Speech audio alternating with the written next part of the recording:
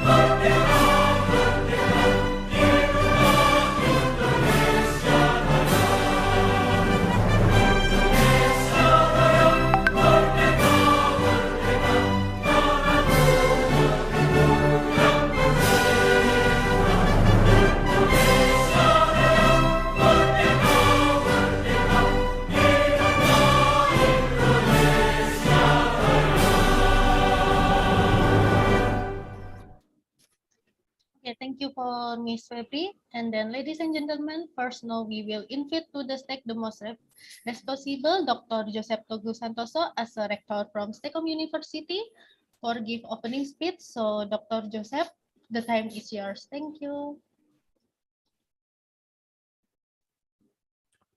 Terima kasih Kak Novita ya.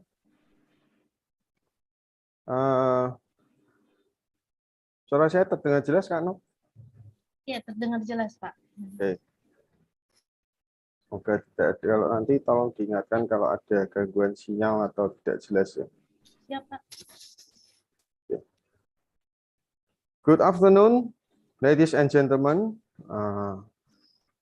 The honorable our speakers today, and also my best friend from Bangladesh, Professor Dr. M.D. Shah-E-Alam, and Mr. Engineering M.D. Safaet Hossain. Hello, Mr. Safaet. Hello. Long time no see, right? Okay.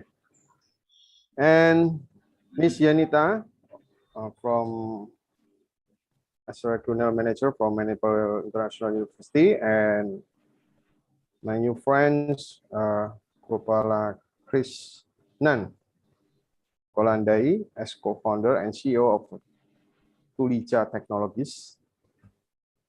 Good afternoon, sir. Good afternoon. Okay. And all of our distinguished guests, ladies and gentlemen, this event with the title How to Implement the Industrial Revolution 4.0 in this World recently is conducted by STEKOM University and collaboration with Manipal International University, Malaysia, and City University, Bangladesh, Thulija Technologies, Indonesian Smart Teacherpreneur Association, or PTIC. And it is a great pleasure and an honor for me to deliver this welcome remark at the opening of this international webinar. May I first take this opportunity to express my gratitude and appreciation, as well as extend my welcome to Professor Dr. M.D. Shah-E-Alam as a Rector of City University, and Miss Yenita as the Regional Manager of Manipal International University, and all the audiences and also all speakers of today's event. Ladies and gentlemen, the topics of today's event is about Industrial Revolution 4.0. In my opinion, we are already familiar with it. The Industrial Revolution 4.0 is a phenomenon that combines cyber technology and automation technology. The Industrial Revolution 4.0 is also known as the cyber physical system. The concept of its application is about automation assisted by information technology in the application process. The involvement of human in the process can be reduced. Thus, the effectiveness and efficiency in a work environment automatically increase. In the industrial world, this has a significant impact of the quality of work and production costs.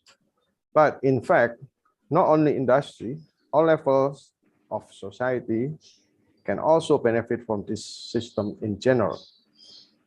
There are 10 types of technology supporting the Industrial Revolution 4.0.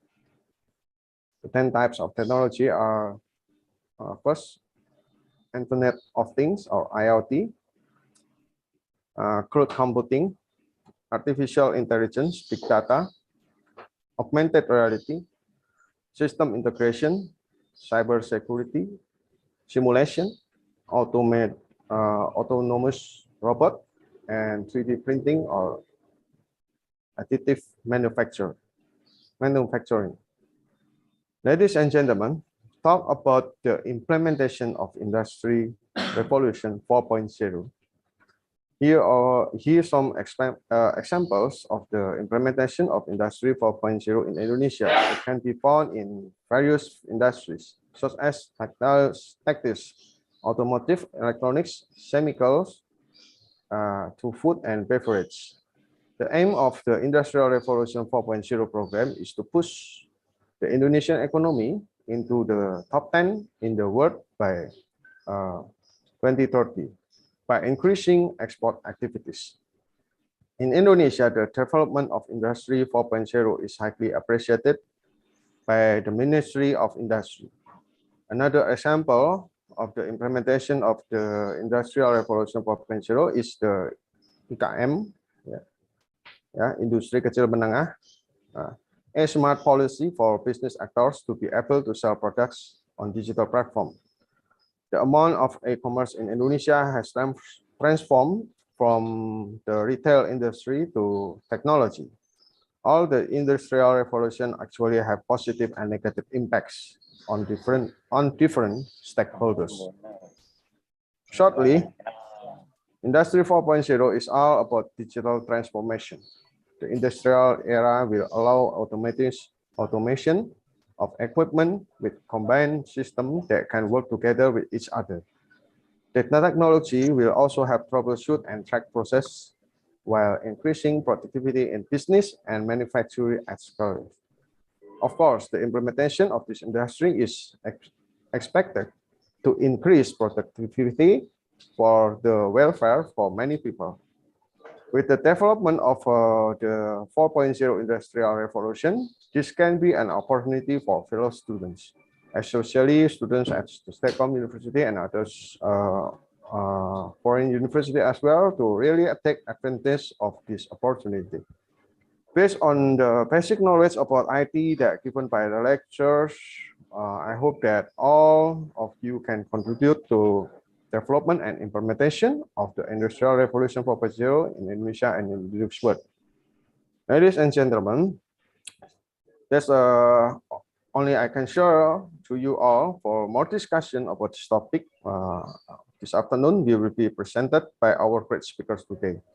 I hope after pay attention to all explanation from our speakers, we can know how to change our attitude toward Industrial Revolution 4.0, and also we can implement the change made by Industrial Revolution 4.0 in our life. Last but not least, I will say thank you for all international affairs staff in conducting this special occasion. Thank you all and enjoy this webinar, and good afternoon. Yeah, thank you for Dr. Joseph for opening speech.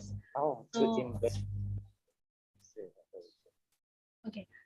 So unfortunately for today, Professor Dr. Shah-E-Alam cannot join in even today because he has many schedules, and I hope you are doing well.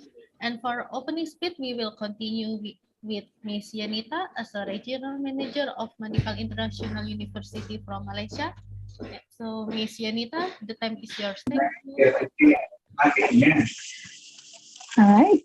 Good afternoon to one and all present.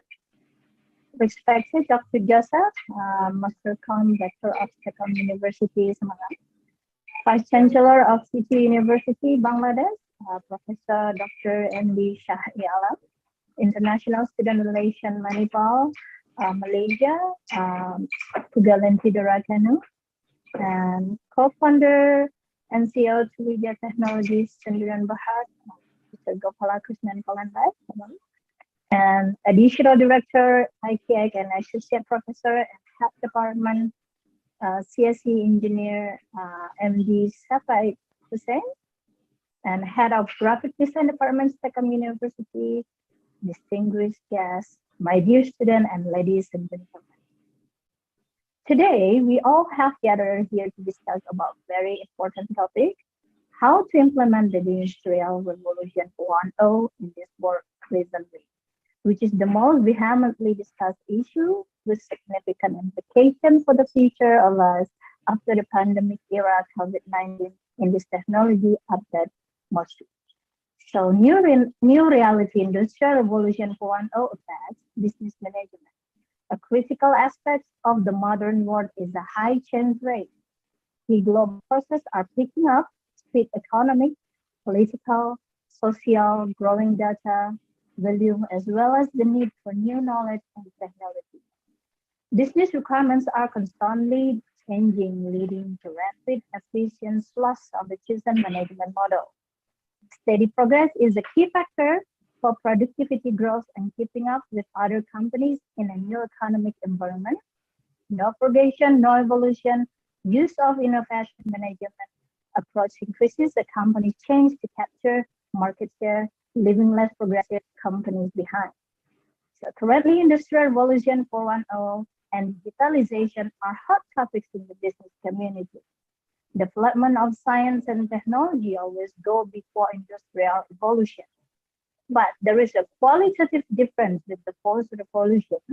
For the first time, a significant role in this process is given to data, machinery, and engineering systems along with the human. This study aims to explore strategic issues of the Industrial Revolution 4.0 in the higher education environment, accompanied by an in-depth analysis with the perspective of change management and how they adapt. Against this backdrop, we have assembled here to know more about the topic with many eminent speakers lined up for today's webinar. With this brief background, I will welcome our Chief Guest, Mr. Gopal, CEO of Thulija, for sharing his knowledge and views on this pertinent subject. I want to also welcome our participants who have come up here to join this webinar, and also to all colleagues from all across the country to present their views on the very topic.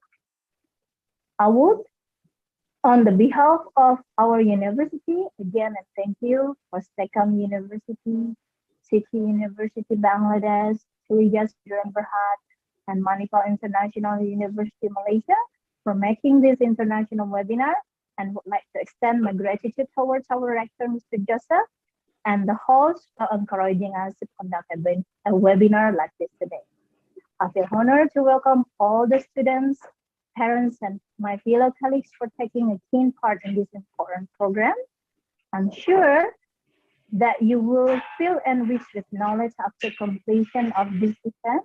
I welcome you all once again to the webinar and hope that you all have a great time ahead. I'm Yenita, Regional Manager from Manipal International University for Indonesia. For more detailed information about us, please contact us at admission.indonesia@manipal.edu.my or by our WhatsApp business later on, 62812-8002-9128. Thank you all. Yeah, please, Miss. Yeah, thank you for the conduction, Miss Yenita. And for our audience, for next session, we will start with presentation for our special guest today. And for next session, we will hosting by Miss Yenita as the partner for today event. Yeah, for Miss Yenita, the time is yours. Thank you. All right, thank you very much, everyone. It's time for us to listen up for the speakers to giving a very hot topic about the Industrial Revolution 4.0. But before our first speakers will be doing the speaking about the Industrial Revolution 4.0, I would like to give you the headline that today all the speakers will get a chance to do their speaks about 30 minutes each. After all three speakers will doing the speaking, later we will have a time for the question and answer. So for the audience who have a question during the session, you may type your question in the chat box, and later on for the session question answer, we will do answer it all the question. Or later in the session of the question answer, you may raise your hand and turn on your mic and directly ask the question to the speaker. So last but not least, all right, for the first speakers, please welcome Mr. Gopal, the CEO of the Thulija. Please welcome Mr. Gopal.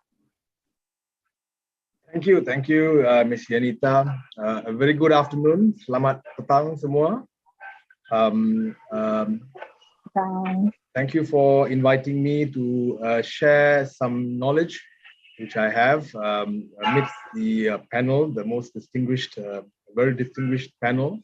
Very good afternoon to also Dr. Joseph, as the Rector of STEKOM University, Professor Dr. Shah, Vice-Chancellor of City University Bangladesh, Yenita, Regional Manager, Manipal International University.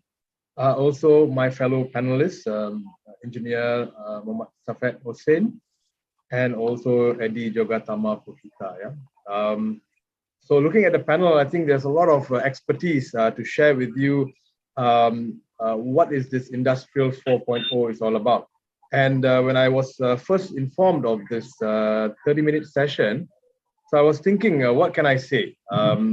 Because there's so much of this knowledge is already out there. And I understand that the audience today is consisting of faculty members and students, and we are streaming live as well. So there may be a lot of other people logging in who, although they might know some details about the IR 4.0, but I would like to take this opportunity to pave the way for my next fellow panelists and to talk about an overview of the entire subject of today that we call the Industrial Revolution 4.0. So I would like to share my screen.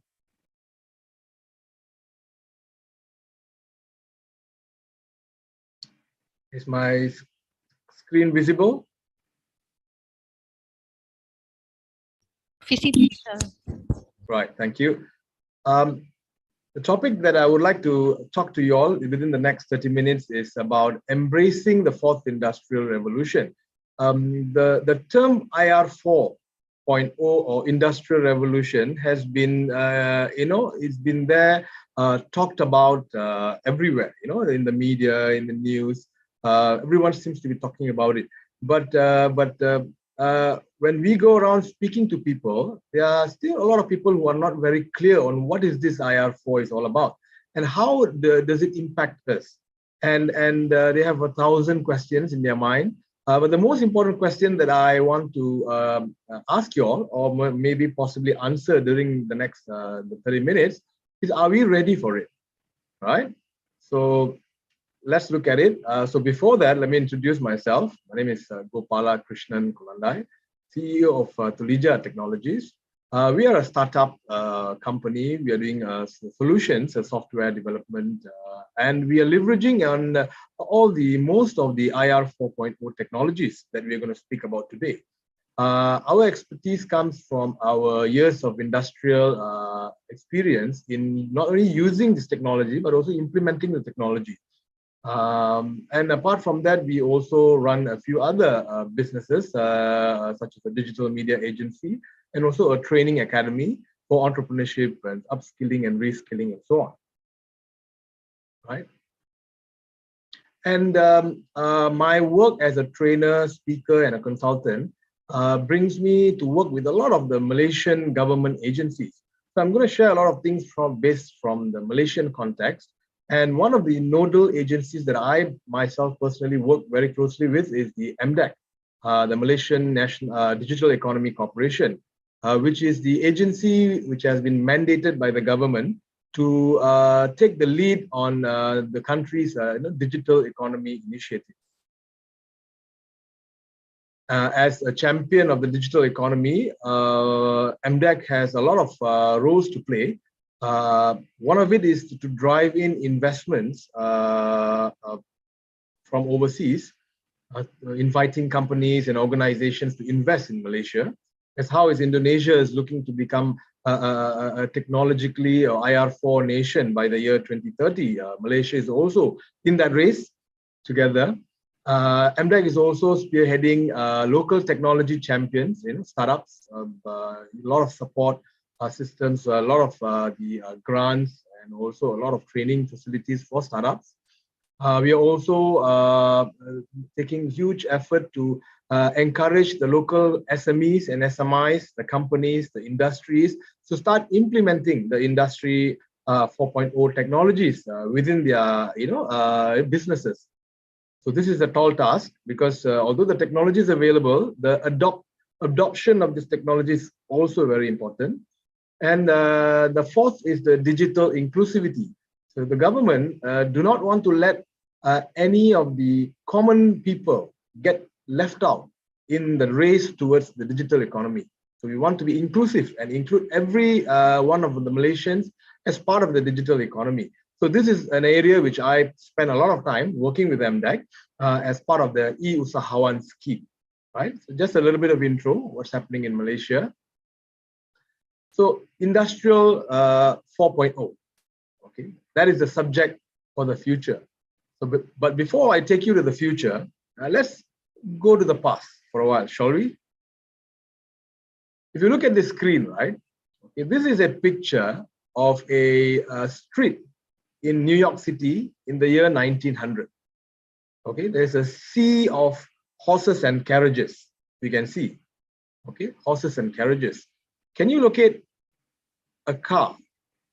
Can you find where is the car in this picture? In the sea of horses and carriages, anybody is able to see the car? Okay, there's one single car. Okay. Let's go to the year 1913, the same street in New York City. Can you all tell me where's the horse? Earlier was a sea of horses and carriages. Now it's a sea of automobile, cars. There it is. In a mere 13 years, the landscape of a street in New York City has changed forever. This is what we call disruptions. When disruptions happen, they happen very, very quickly. And there's no force to stop it. So welcome to the world of disruptive technologies. Why disruptive technologies? The Industrial Revolution has got a lot to do with technologies. And most of these technologies are disruptive. What is this disruptive technology? This is a technology, right? Is a technology which replaces an existing technology which has been established. And this new replacement, it spawns an entire new industry. Okay, this is the definition by Harvard Business School, which means that whatever has been there before is now changed and has been replaced by newer, more advanced, better technologies, which is going to change the world, right?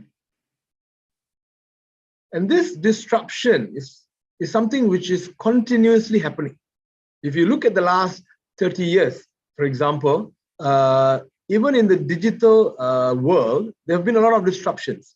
Okay, from 1995, from video, photography to 2010. If you look at the print media, the TV.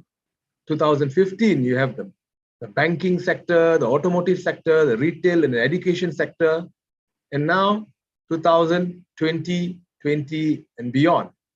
Every other industry is being disrupted. It's no longer confined to a particular industry. So change is coming and change is already here. And this disruption is very real. Expect it to hit very hard. Why am I saying this? Because in our conversations in Malaysia, right, when we travel around, talk to a lot of business people, a lot of business owners, they have been doing their business in a particular way for the last 20, 30 years. They are very successful. But they don't realize that the change is already there. And they keep doing the business like how they have done in the last 20, 30 years. Which is why the bigger companies are being disrupted by even smaller startup firms. It is very real. Most importantly for you and us, right? All of us here today, our careers are being disrupted. Jobs are not the same again. Earning income is never the same. And this disruption, it challenges convention, right? It goes against whatever that you already know. It creates a lot of imbalance, right? Confusion. And it's continuous. It's keep happening. It doesn't stop. So a lot of people who are not ready for this disruption or do not foresee this disruption, they get hit very hard. And it's very hard to come back. It's uphill battle, right? And disruption is all about speed. It happens very, very fast, right? But this disruption is not something which is new. It has been happening throughout our history. So the Industrial Revolution, right, as we know it, it happened during the transition from the industrial age, where it's mostly affecting the manufacturers. During the World War II, World War I, this transition into industries happened from agriculture or from different other industries, the movement into the industrial age, right? Mostly it was happening in the factories where it was driven by machinery. In Britain, this happened from the early 17th century, 1740s to about 1850. And Europe, slightly a bit later, 1815 to about the early 19th century. The term Industrial Revolution itself was coined by Auguste Blanqui, who is a French economist.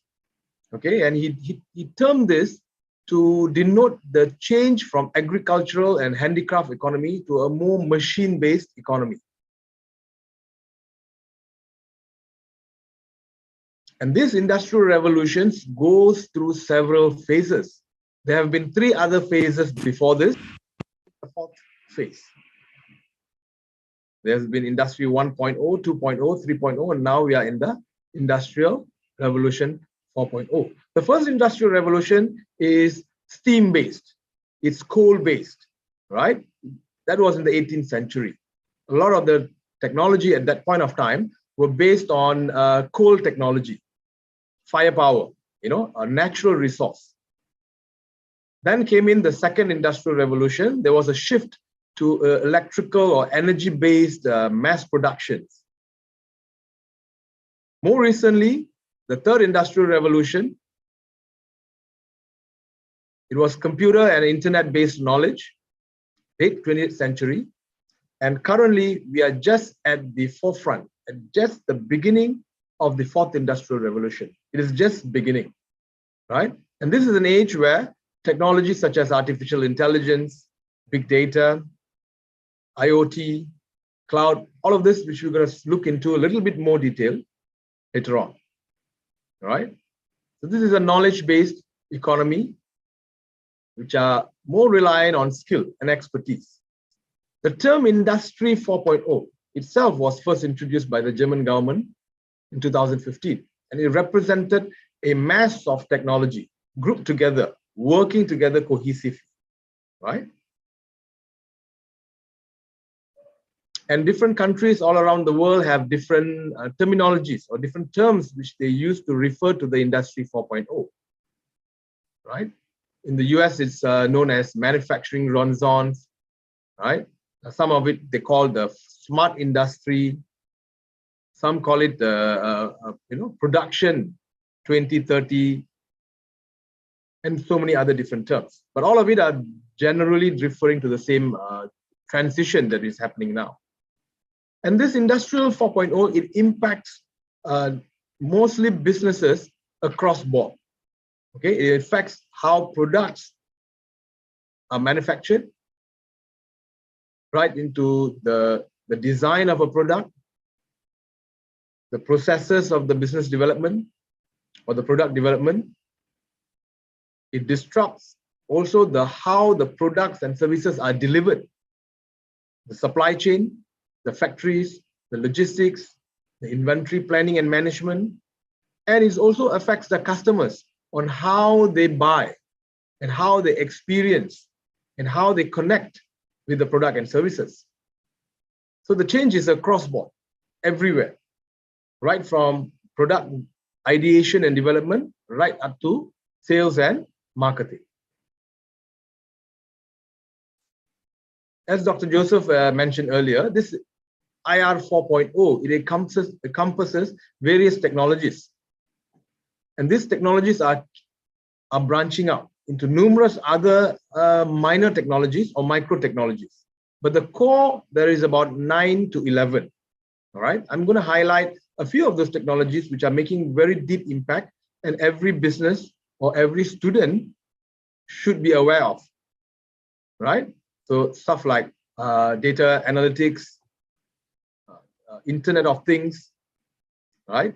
Autonomous systems, cloud computing, cybersecurity, augmented reality, and advanced manufacturing. So all these technologies, it covers the 3 major areas of technology, the process of digitalizing your processes, and also the base skills. Because somebody needs to invent these technologies, and somebody needs to use these technologies.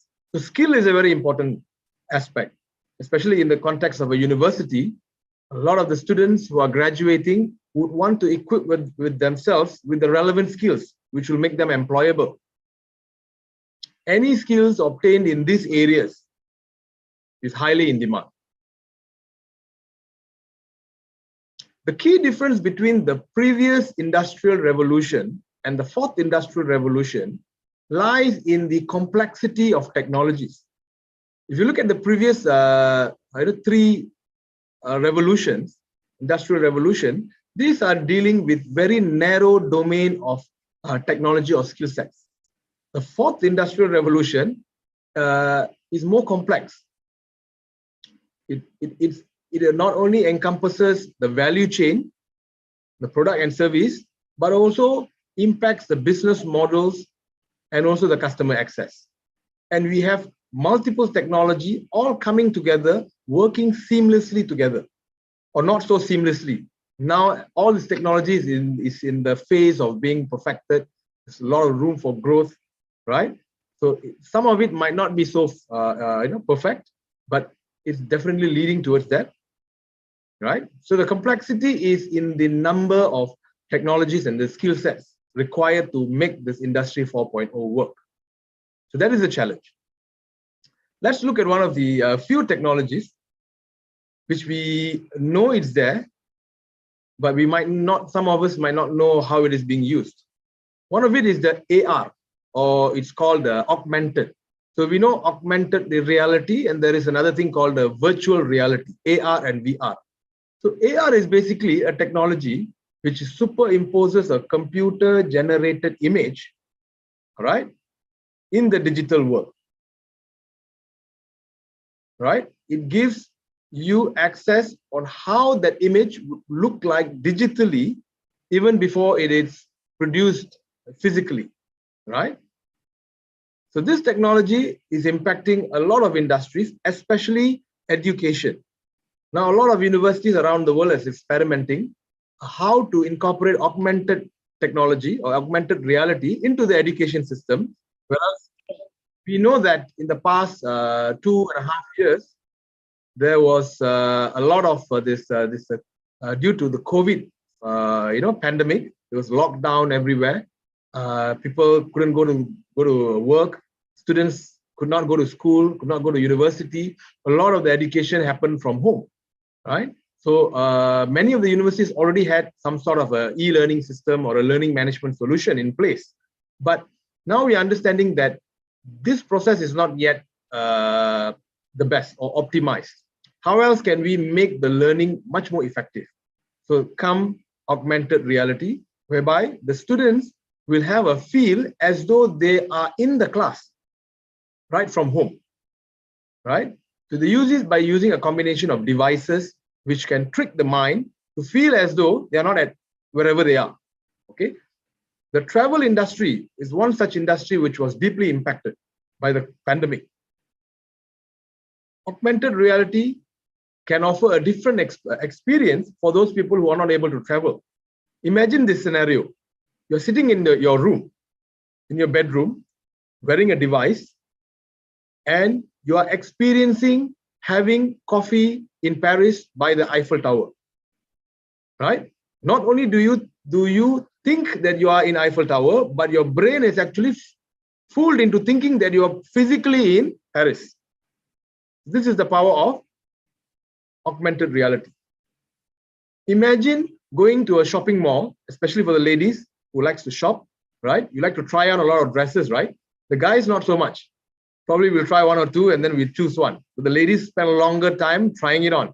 But I'm sure it's a hassle, right? Going in and out of the room, changing clothes after clothes, trying to find the best fit.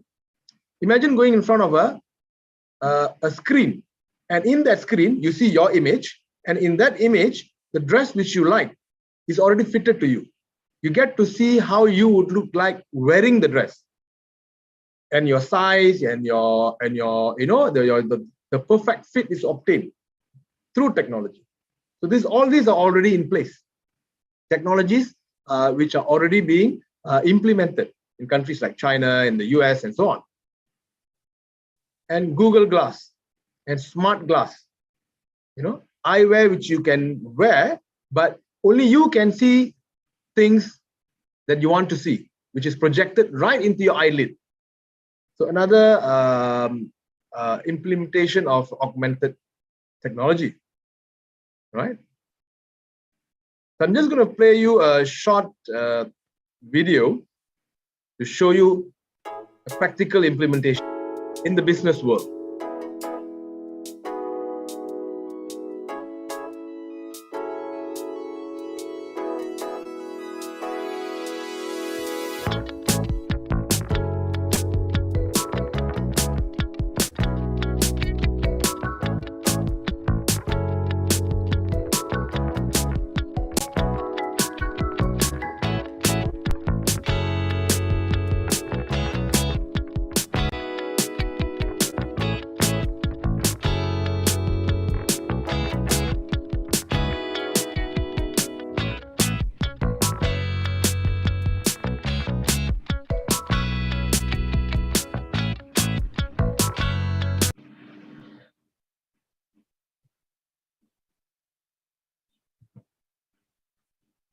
Right?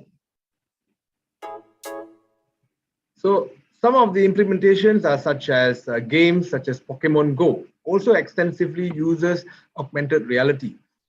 So this technology, as day by day passes by, it's getting more refined, and you can expect this to come in your direct experience in a major way anytime soon. Another technology which is deeply impacting the world is the big data analytics and cloud computing. All of us know what is big data, right? Big data is complex data sets. If you look at the Facebook is owning the largest data set of human behavior in the world. Google is owning the largest data set of search behavior in the world. So these are companies which are very powerful, even more powerful than certain countries, based on their the control that they have over data. Cloud computing, right, is another technology. Data is the new oil, right? We know traditionally countries which are in control of oil becomes very powerful. But in today's day and age, countries or companies which has control over data, they are the most powerful, right? Cloud computing is when that data can be accessed through multiple devices, right? You don't need to duplicate those devices, those information, those data. You centrally store it, and you can access it from your email, from your website, from your mobile, from your tablet, from your servers, multiple locations, right? Where you are using those devices. There's so much of information on the internet. If you look at the chart here, in a minute, this is the amount of data which is being generated. All this data is kept on servers which are runs on cloud computing technology. And you use applications to access those information. Imagine having this data replicated everywhere. And every time, those days we have to have a file. If you've forgotten the file at home, you have to make the drive, go back home to get the file. But right now, everything is digital. You can access it from anywhere. But this huge volume of data has a lot of issue. How to store it, how you want to access it, how you want to process it, how you want to extract something useful out of this data, right? So this becomes a huge problem, which big data technology or data analytic technology can help to solve. Most of this data which is available online or in these devices are unstructured data. So this is a very important technology, because if you have so much of information, but if you can't process this information is as good as nothing, right? There's no point in having those information. It's not a useful information. So big data or data technology aims to solve this issue, right? So there are many tools which you can use, okay? The next technology we're going to look at is the 3D printing, or also known as additive manufacturing. This is manufacturing in a very micro scale, because manufacturing is often thought of a very not a cost efficient industry, because you need high capital investment. You need to get the machines, you need to get the manpower, you need to have a huge capital investment before you can manufacture. 3D technology, 3D printing technology revolutionized that, in the sense that you can manufacture in a very small quantity from the comfort of your home, right? This technology is changing the face of a lot of new findings and new creations and new inventions, especially by the startups. It has made the cost of inventing and coming up with prototypes very, very cheap, right? This is how the 3D printer looks like. 3D printer can be as small as this and can be as big as a house or even bigger. This is a video on how 3D printing is done.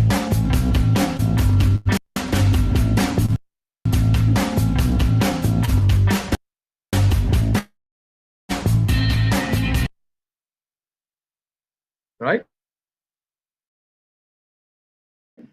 It's available online. You can go and have a look. Right? In the interest of time, I'm going to go slightly faster. Okay, the next technology we want to look at is the IoT, Internet of Things. What do we mean by Internet of Things? Right now, we know that our computer is connected to the internet, right? Our phone is connected to the internet of, that we know. In the future, everything else is going to be connected to the internet as well. Now your fridge, your refrigerator is now being connected to the internet, right? Your watch is being connected to the internet.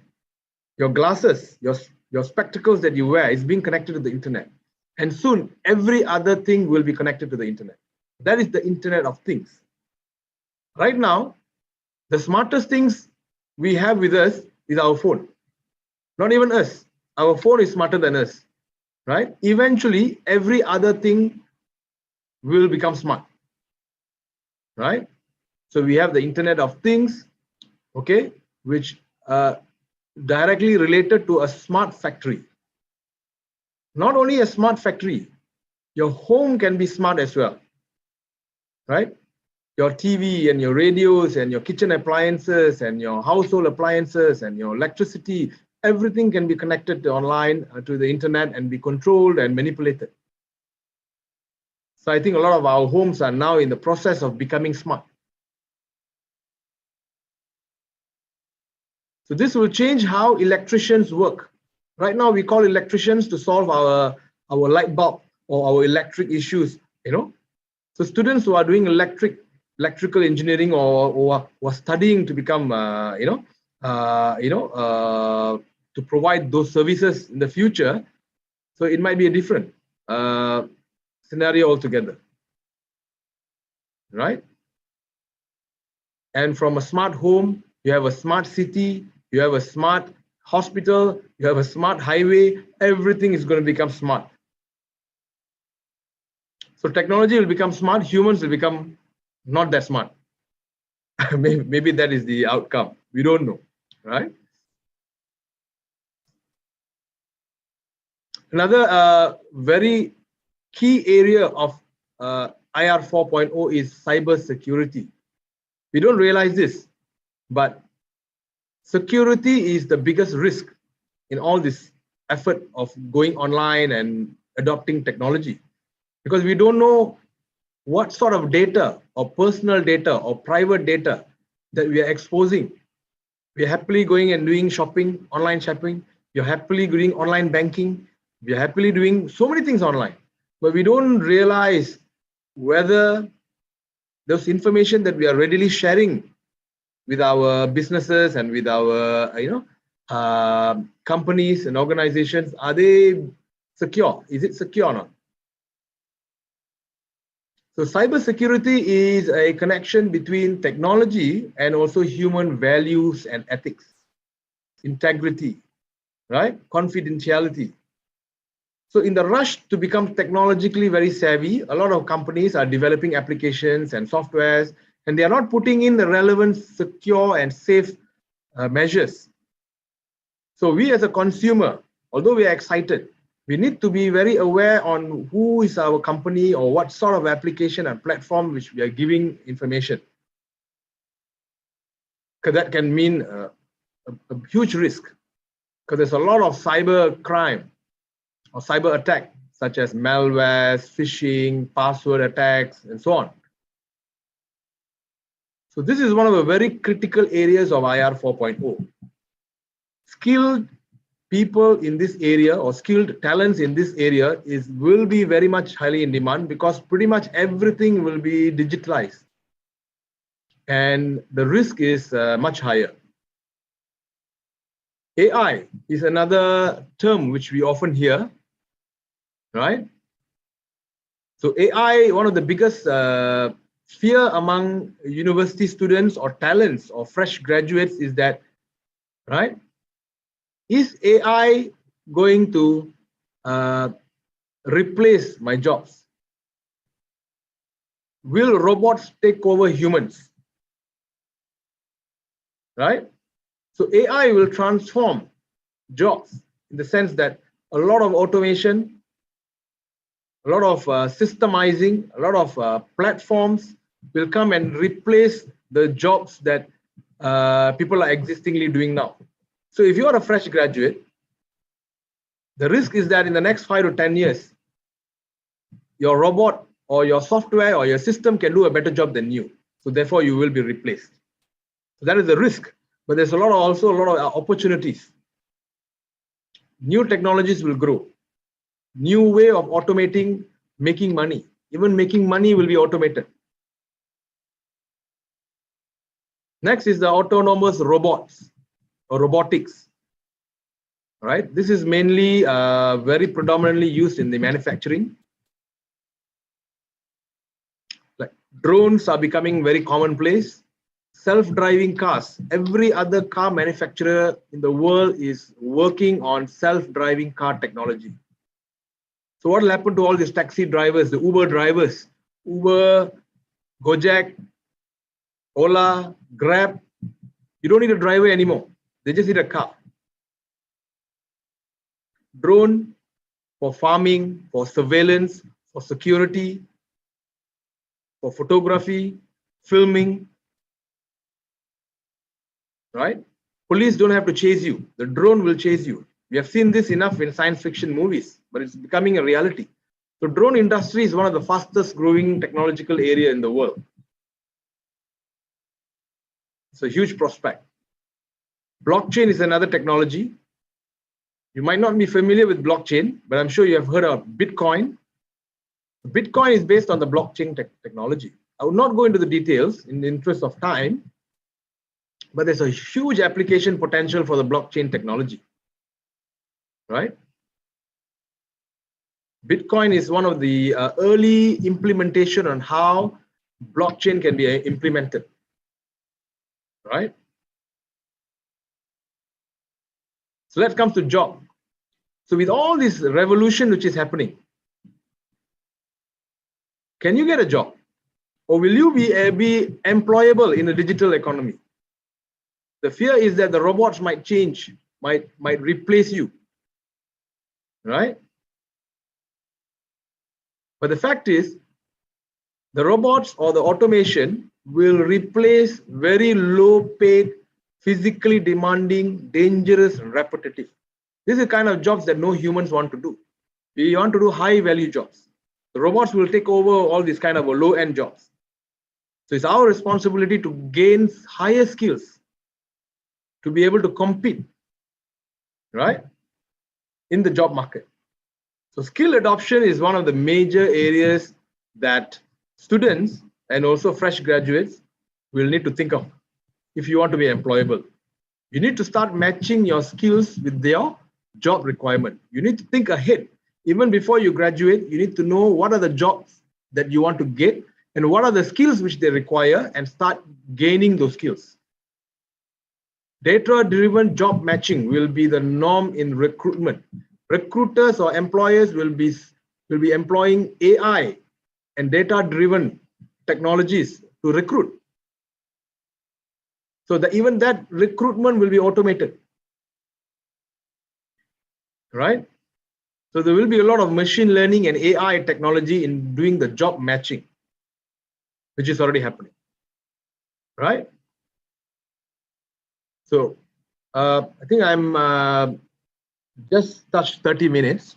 Okay, so my last slide will be what can the talents do? Like a lot of students are here. A lot of the faculty members are also here. There is a dire need to prepare talents or graduates to fit into the digital economy, which is all IR4 driven, right? Your skills and competencies needs to be mapped accurately or as close as possible to the future job roles which you want to go for. Many of the job roles have not been invented yet. Many of the students, the jobs that you will be working in about 3 to 4 years time is not even in existence today. So how do you do that? You just have to work backwards, right? You need to master as many skills as possible related to IR4. You need to narrow down your skills gap, right? So my final slide will be, what is the blueprint? How do you narrow down the gap? Okay. This is a very simple 6-step process. Map out your strategies. Understand the industries. You need to be able to create pilot projects on your own. Students especially, you need to start working on your projects. Don't wait for your final year projects. You need to start working on multiple projects on your own, right? In that process, you will be able to define your capabilities. You will be able to sharpen, right, and strengthen your skills and fulfill any gaps, right? So this is the simple blueprint, and that is all the time which I have tonight for today's session, right? So I come at the end of my session today. Once again, I thank the organizers for giving me the opportunity to be able to share my thoughts, and I'm looking forward for the next such opportunity. Thank you very much. Thank you very much for Mr. Gopal for the very briefly explanation about the industrial revolutions, and we saw very enthusiastic audience also, just giving so many questions, but don't worry, please be patient. We will come up to you later on to answer all the questions. Not wasting our time. Later, we will continue with our speakers from City University by Dr. Additional Engineer, Mr. Safaet Hossain. Please welcome Mr. Safaet Hossain. Thank you, Yenita. Good afternoon, greetings from City University. Honorable Chief Guest, today's program, Dr. Joseph Teguh Santoso, the Rector of STEKOM University, Indonesia. Professor Dr. Shah-E-Alam, Vice-Chancellor, City University. Yenita, SH Regional Manager of Manipal International University. And distinguished speaker, especially Gopalakrishnan Kolandai, the Manipal International University in Indonesia. He has presented a wonderful slide presentation just about the fourth industrial revolution. And another fellow, Edi Jogatam Purohita, will present after me. So at this moment, let me share my slides. Is it visible? Yes, sir.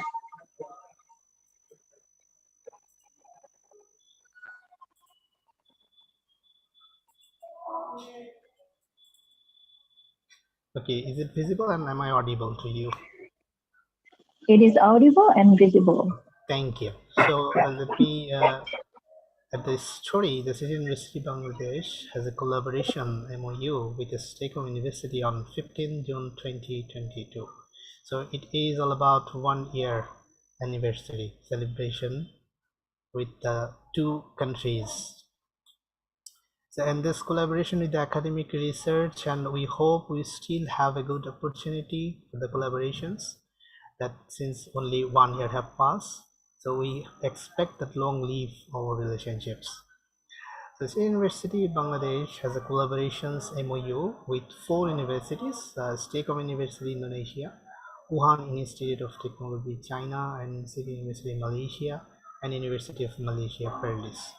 Recently, we have a collaboration with the University of Malaysia Perlis about the International Conference of Engineering Electronic Design (ICED), and City University is the co-organizer of that international conference. We are glad that we hope this kind of research activities collaboration will expecting with the STEKOM and other universities as well. So why we are here for the international webinar how to implement the industrial revolutions in the world recently, and this is me, Engineer MD Safaet Hossain. The fourth industrial revolutions is terminology. We are actually entered into this era of fourth industrial revolution, and we have been facing the fundamental changes the way of products, goods and services produced and the deliveries of consumed. And already we have seen a historical background that industry 1 based on the steam power, 2 based on the electric energy, 3 for the enhanced automation for the computer and electronics, and 4 is the cyber physical system whereby the robots, humans, they will work together, make the advancement of social economy of needs. And here we can follow is the World Economic Forums based on the Klaus Schwab, the founder of Executive Chairman of the World Economic Forums. He was the founder and actually started the keyword, the first industrial revolution. The fourth industrial affects almost every facets of business sectors and the arenas like security, transactions, interface, decision making, mobility, and factories. And you see the securities, we are entered into the cyber security. We have the IoT, Internet of Things, and today we are talking about the Internet of everything. All the devices have to be connected with our day-to-day activities, and we have to provide the necessary security for the IoT as well. Monetary transactions will be affected in the blockchain. You will not see any paper money. The interface, voice, gestures, decision making, mobilities, and factories, and a human will be replaced by the robots. I will show you some statistics, very interesting statistics. The 12th technology is the pillar of fourth industrial revolutions. The 3D printing, advanced materials, automation of robotics, biotechnology, and the genomic changes, battery energy storage, blockchain in a distributed of ledger, geoengineering, Internet of Things, Internet of Everything, supercomputing, artificial intelligence, machine learning, space technologies, AR, or augmented reality and virtual reality. These are the 12 key technologies you can tell as a pillar of the fourth industrial revolutions. But it matters. Yes, jobs are under threats because the distinguished faculty members, students have been attending today's webinar, and we have to be ready for the future. So, but the disruptions, yes, and taking places. You see, the existing jobs will be replaced by the new way of reforming of jobs. We need to upskill our reskilling efforts and get to be ready for the upcoming disruptions.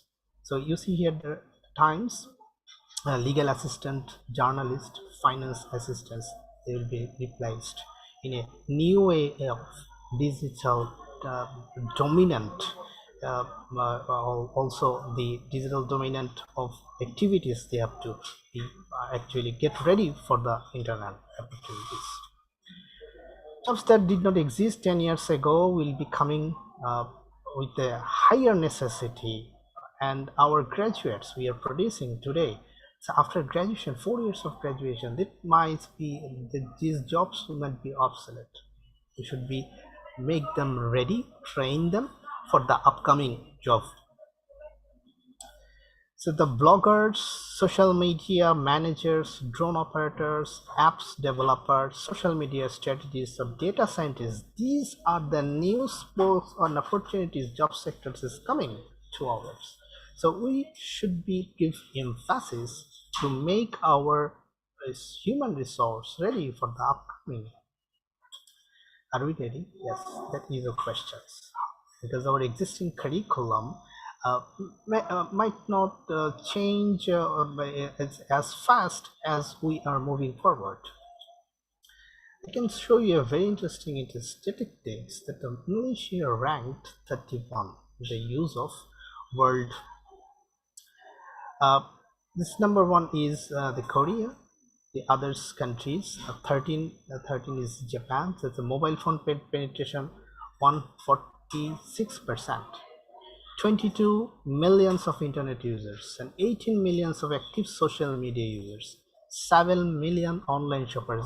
In fact, the last 2 years and during the times of COVID periods, lockdown all over the world, we actually do the online shoppings. It's becoming a boom, but monetary transaction where there will be no physical attractions or no cash delivery. In that case, this fourth industry revolution has come 2 years earlier than our expectation. I can show you a very interesting statistics that comes in 2021. The Republic of Korea, they are the number one country for the robot density in the manufacturing industry. The robot installed per 10,000 employees means per 10,000 employees, that in the Republic of Korea there are 932 robots are actually engaged in the manufacturing industries. Rightly we can say that the robots are getting more jobs and they have a more opportunity of getting job in replacing human being. Yes, challenges ahead we have. We can see that not all organizations and industry sectors are at the same stage of understanding as what this means to their business. Even all countries, all universities or organizations are not in the same level. So in that case, the collaborations between the university and academic collaborations, as well as the faculty training and the students training, will make a vital role for the level of disruptions. The risk and opportunities, because many people will lose jobs, and as well as the existing people, if they are not trained enough, they might not get their expected level of jobs. Because business organizations, they have to transform from the traditional way to the upcoming way of their services. It affects services, products, and also the business model. The main pillars of Industry 4, you see here the autonomous robots. Yes, it is an opportunity country can produce robots. So in that case, the highly density people is not replaced by the human, but people where there is a shortage of people, there are autonomous robots can be a replacement of human.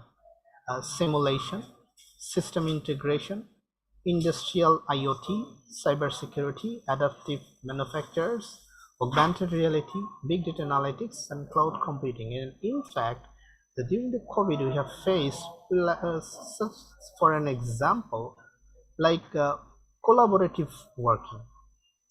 Like you people have a Google Docs, or in that case, people can share them, and the contents that you have been changed have been synchronized. It is a group work. So it have been changed for the last couple of years. The way and the data have been stored, industrial, academics data, and the business organization data is not in a single place. It should be in the cloud, so that everybody can share, everybody can work together in a collaborative way.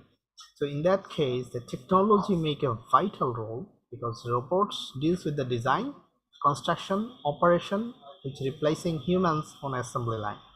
The people, we are mostly concerned about the people, because they have to increase the efficiency. Obviously, the robots and the others devices cannot be replaced by the people. People will think They have to upskill, reskill in continuous learning and mindset change, because they are the masterminder. They will produce the robots and other apps from their thinking, which is the social needs at this moment. We have to undergo some process with the constant communications, data exchange between the components, decentralized decision making, any process where the decision making authority distributed throughout a large group. And we have a smart transport system. We are talking about everything should be automated. Everything should be transformed and changed into smart operating system, smart transport, smart financial services, smart education. Everything comes and transformed to the smartness.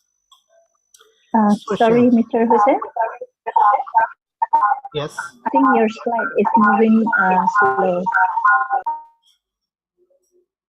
Okay, can you see my changes?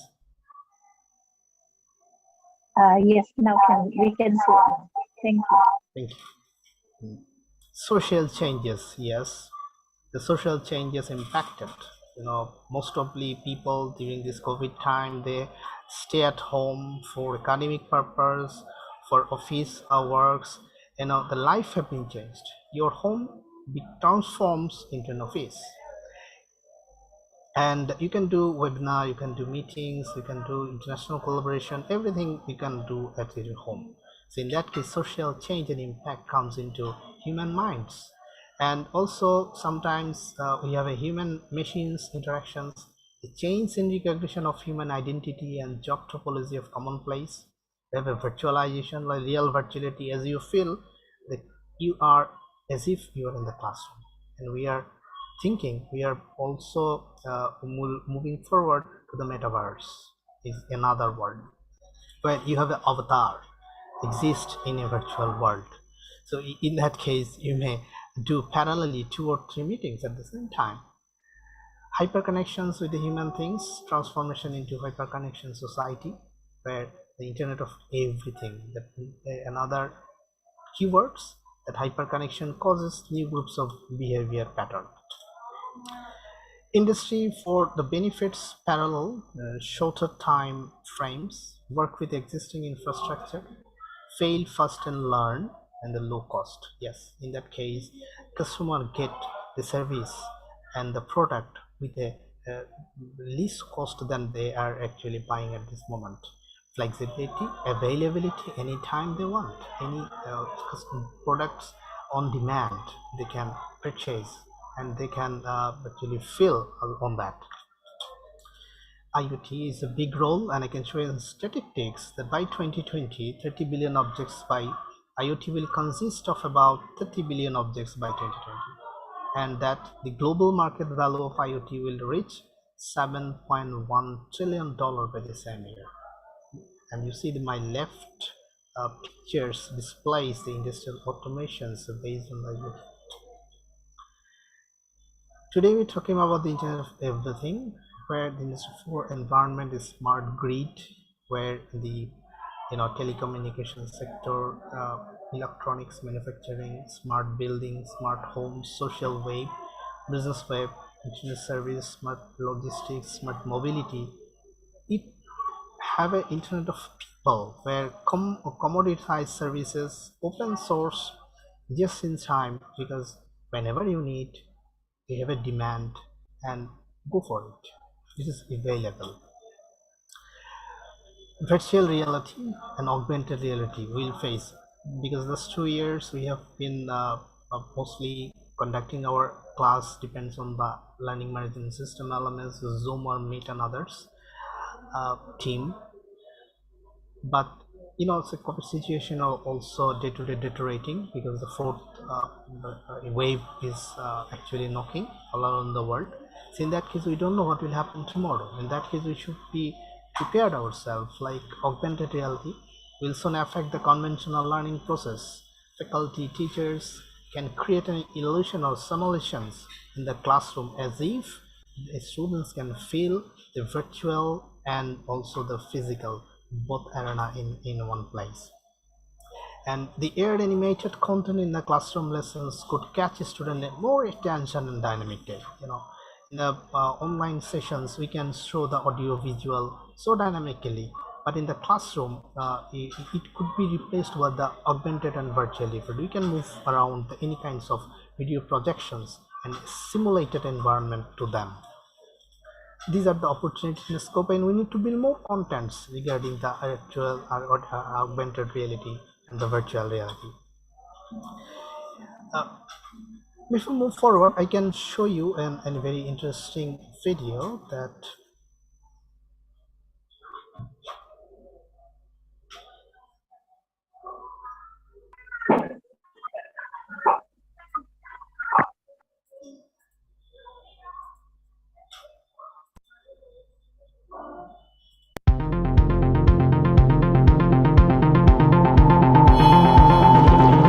Industry 4.0, or the fourth industrial revolution, is transforming the way we manufacture goods and interact with our built and natural environment. 3D printing is a great example that is being trialled in some very unexpected places. Take Australia's Great Barrier Reef, where work is underway to 3D print artificial reefs in response to deteriorating coral ecosystems. This kind of innovation is also being explored on the farm using blockchain technology. From paddock to plate, blockchain is making the food supply chain faster, safer, and more secure. Driverless cars were unthought of just a few years ago. Industry 4.0 is making them real. Better traffic flow, safety, productivity, and less environmental impact are all a part of this incredible work. The fourth industrial revolution is well and truly underway. Standards are driving this innovation and making the impossible possible.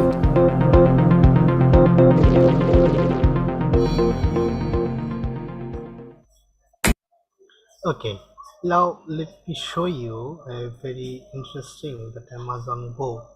It has been started 5 years back already. It has been 5 years back that they have started the their smart shop. I'll show you that one. 4 years ago, we started to wonder, what would shopping look like if you could walk into a store, grab what you want, and just go? What if we could weave the most advanced machine learning, computer vision, and AI into the very fabric of a store so you never have to wait in line? No lines, no checkouts, no registers. Welcome to Amazon Go. Use the Amazon Go app to enter. Then put away your phone and start shopping. It's really that simple. Take whatever you like. Anything you pick up is automatically added to your virtual cart. If you change your mind about that cupcake, just put it back. Our technology will update your virtual cart automatically. So, how does it work? We used computer vision, deep learning algorithms, and sensor fusion, much like you'd find in self-driving cars. We call it Just Walk Out technology. Once you've got everything you want, you can just go. When you leave, our Just Walk Out technology adds up your virtual cart and charges your Amazon account. Your receipt is sent straight to the app, and you can keep going. Amazon Go. No lines, no checkout. No, seriously.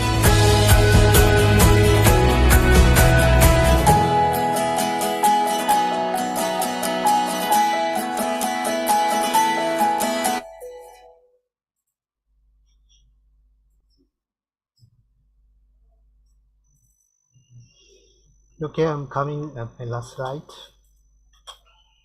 The university roles for the future. The change of organizational structure, change of business model, cooperative structure, enhancing interdisciplinary in between the department, in between the university, in between the country and cross-border. A new concept for faculties or departments, because we have to be aware and reskill and upskill our graduates and be ready for that. Change of accreditation procedures, new role of examination officers, like physical examination might be replaced because this is demand, upcoming demands for the students and for the sake of unavoidable circumstances. We might to take for examinations through online. Fixed degree programs, anybody, anywhere want to learn for certain topics. Acceleration in education according to fast innovation cycles, where the innovation and then the implication prototypes may be collaboratives. Change of teaching methods, because new teaching concepts, flipped classrooms, new method of teaching learning and their infrastructure to see the audio visuals, augmented reality, virtual reality, and other kind of modern equipments would be muchly helpful to make the classroom activities more interesting. The digital rights management, change of learning, the massive and personalized learning, new learning infrastructure, example increased computing capacity, and a shift from presence learning to distance learning. Yes, that would be the upcoming requirements for the distance learning. Thank you very much. Thank you for giving the invitation to attend this wonderful webinar on 14th Industrial Revolution. Thank you.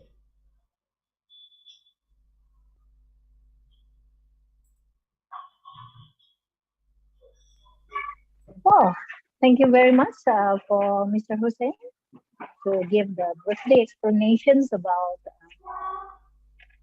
ER Revolution 4.0.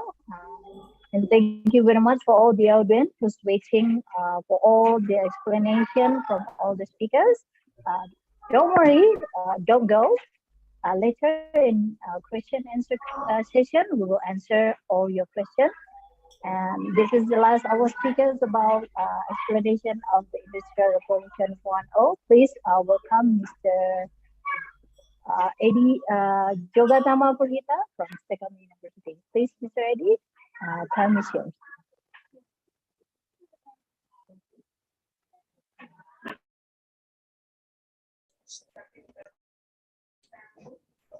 Okay, thank you, Ms. Yenita. Your Honorable Dr. Joseph Teguh Santoso, M.Kom, Professor Dr. Shah-E-Alam, Mrs. Yenita, and my friend speakers, Gopalakrishnan Kolandai, and Mr. Safaet Hossain. I will presenting about implementing virtual reality in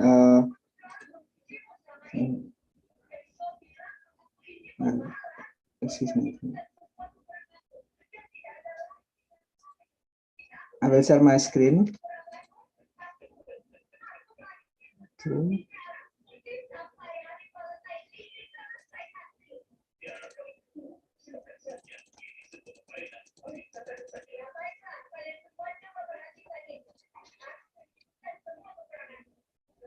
Maybe for the second side, I would like to have Mr. Edi.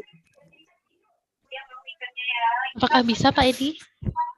Bisa. Ini agak sedikit. Oh, siap Pak. Ya. Sebentar, ini ada sedikit kendala jaringan.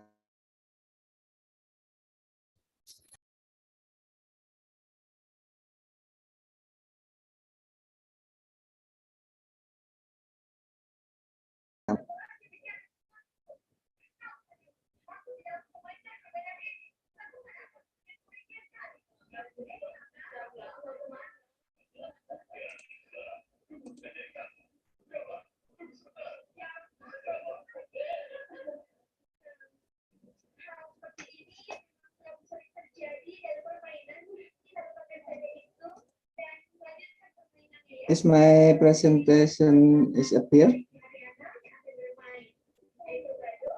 Test. Miss Yenita? Mrs. Yenita? Yes, sir. We could see your screen. Okay. And we could hear your voice also clearly. Okay. Please continue with your presentation.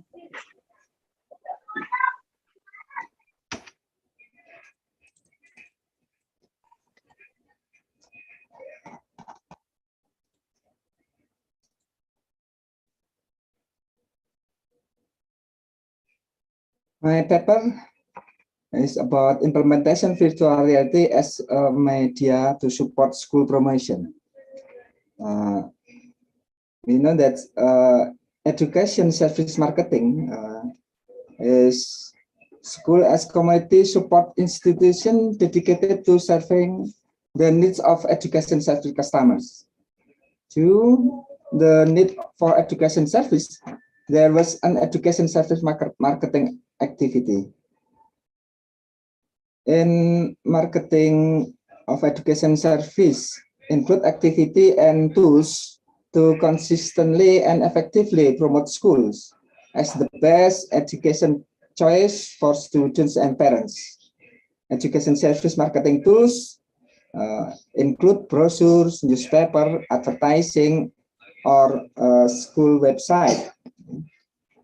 Education marketing plays as a strategic role in promoting competitive educational constitution.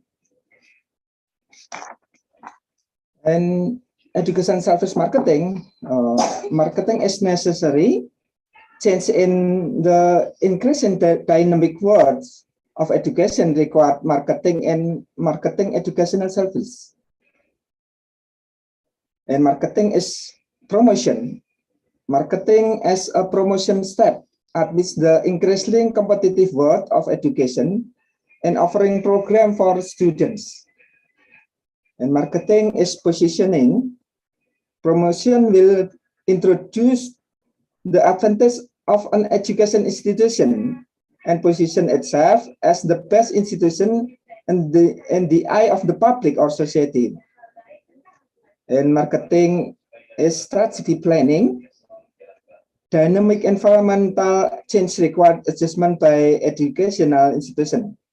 So self-evaluation is needed as assessing their existence and planning for implementing strategies. And marketing is enrollment management. Enrollment management plays a role in following the development of students and providing all the needs of students.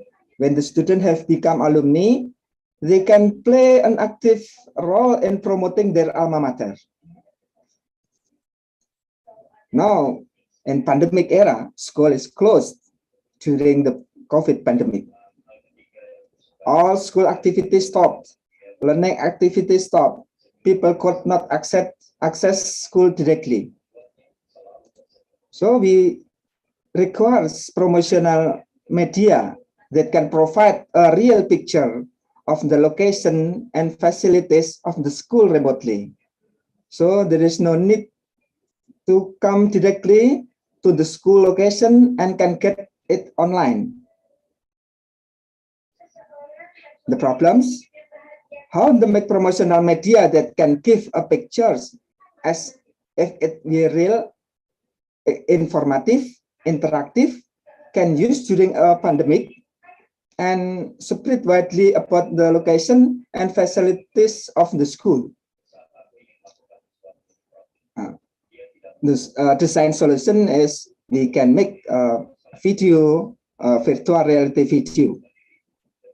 Virtual reality is a simulation, a computer-generated image or entire environment that can be experienced using specialized electronic equipment, allowing the user to be present in alternative environments such as in the real world to the three-dimensional virtual object and information with additional data such as graphic or sound.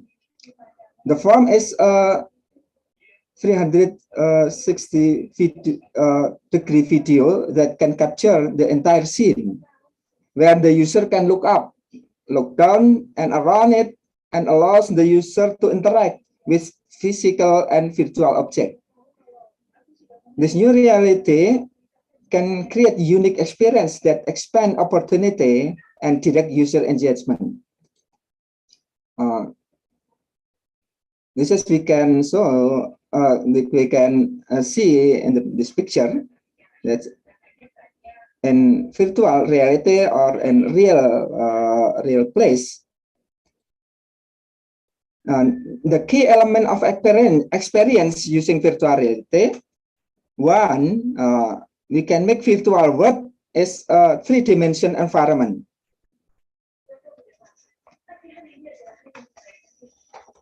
virtual world is a three-dimensional environment that is often realized through media, like example rendering, display. We can rendering with media, where a person can interact with other people and create objects as part as that interaction.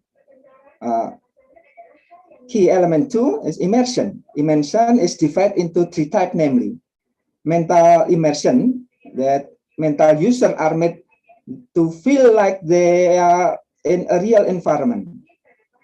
They can feel like they are in a real environment. Physical immersion, making the user physically feel the atmosphere around a comfortable environment. And 3 types. Mentality immersed, the sensation felt by a user to dissolve in the environment generated by virtual reality. And key element 3, sensory feedback. Virtual reality requires many of our senses as possible to simulate. These senses include sight, visual, hearing, aural, thought, haptic, and many more. The stimuli require sensory feedback, which achieved through integrated hardware and software. And key element 4, interactivity. Tasks which respond to action from users. So users can interact directly in the fictitious field. The element of interaction is essential for the virtual reality experience to provide users with sufficient comfort to naturally engage with the virtual environment. If the virtual environment responds to user action in a natural way, the excitement and sense of immersion will remain. If the virtual environment cannot respond fast enough, the brain, humans will immediately notice and the sense of immersion will decrease.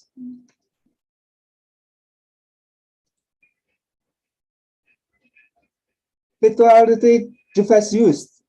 We can use PC, personal computer, and smartphone. There's technology in school. They have PC and smartphone, and software, Sketchup and Unity. In the study, PC are used to create virtual reality simulation in the form of video, and smartphone are intended to present virtual reality content or environment to user as an user device. Smartphones were chosen because they are more practical and flexible and can be used in any circumstance, while the software must be able to function as its role in the device. The software in the PC plays a role in creating virtual reality simulation, and software in smartphone plays role in distributing and presenting content or VR environment to user as an user device. We use software Sketchup. Sketchup is an intuitive 3D modeling and Unity.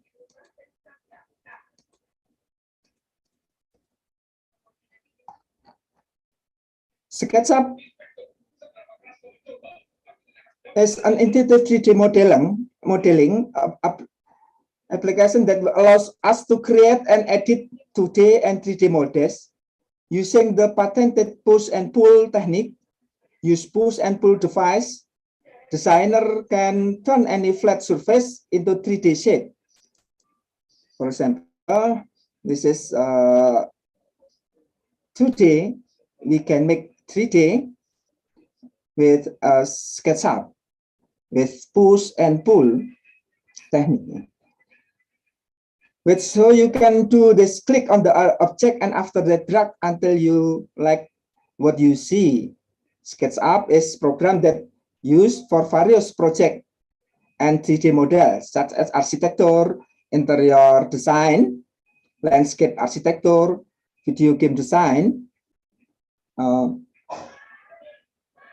and related design. SketchUp as a 3D building design application that display the interior and school interior.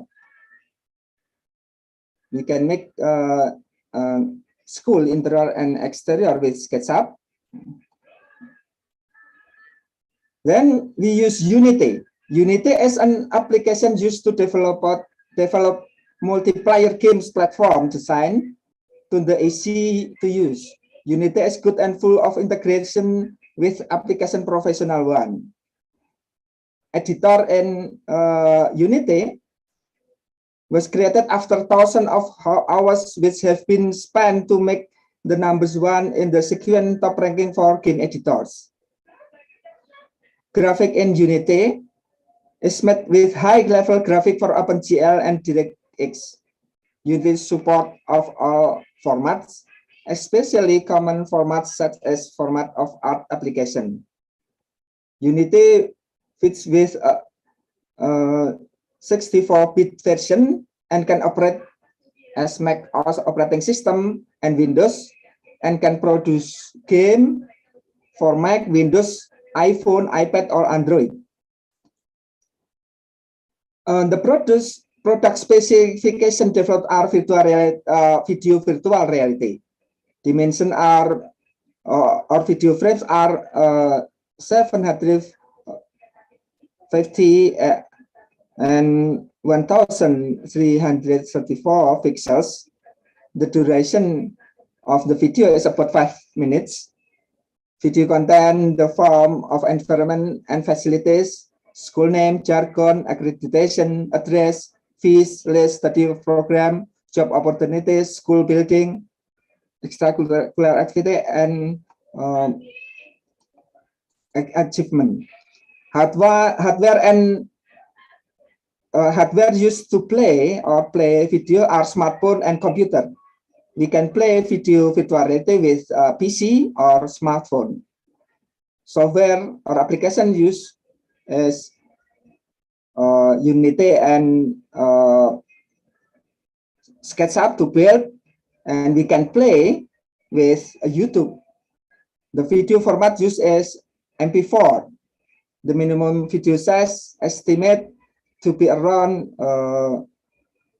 13 megabyte. Yeah. Video are distributed via YouTube channel. We can make modeling with SketchUp. Then we can export 3D modeling application SketchUp to export extension that can open with Unity application for making 3D project. Then after import from SketchUp, we can set up scale, lighting, positioning, camera. Then we can combine with sound and other videos with timeline windows from Unity. We can add audio, timeline, sound or music. Then we can rendering or recording into video 360 degree to upload application into social media or YouTube. Then audience, student or parents, they can explore situation and location school with their smartphone in pandemic.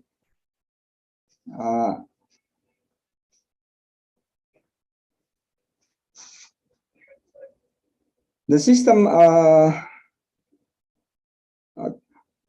overview the promotion media. User install and open software in the form of YouTube, and the hardware in the form of smartphone belong to each other.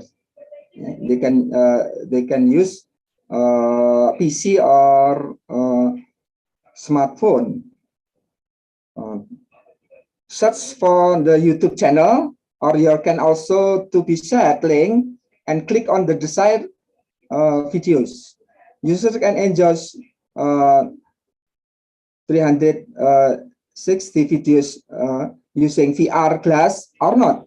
You can play with smartphone only. In the video, user will be taken around the location and facilities of school, starting from the gate while looking around the school location 360 degrees, namely right, left, up, down, front, and back. Users will be taken around the location. The duration of video is 5 minutes. If the duration is then the video will automatically stop.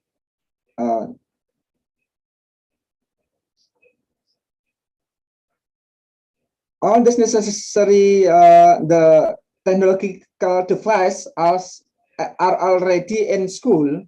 However, it is necessary to increase the capacity and competence of school staff and teachers to master in 3D design application using like Sketchup, AutoCAD,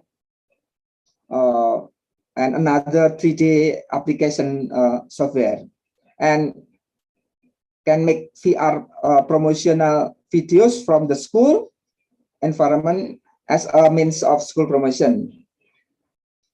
The role of university is to be able to transfer technology that can be applied to school interests, especially related to virtual reality-based promotional media.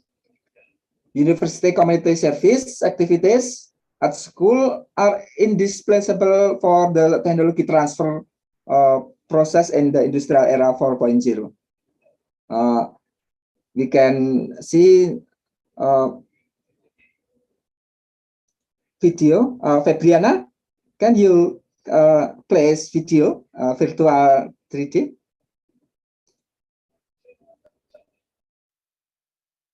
This is virtual reality video. PGRI 2 Salatiga. Mari kita mulai. Febriana can use mouse to run location left or right. PGRI 2 Salatiga sedang melakukan promo pendaftaran dan uang gedung gratis. SPP per bulan hanya Rp130.000. Mari kita lanjut menjelajah. Sebelah kanan ada bank mini, koperasi, kantin, fotokopi, dan galeri. Sebelah kiri ada ruang kelas. Terdiri dari 40 kursi dan 20 meja. Ada masing-masing 6 ruang kelas untuk kelas 10, 11, dan 12. Mari kita lanjut menjelajah.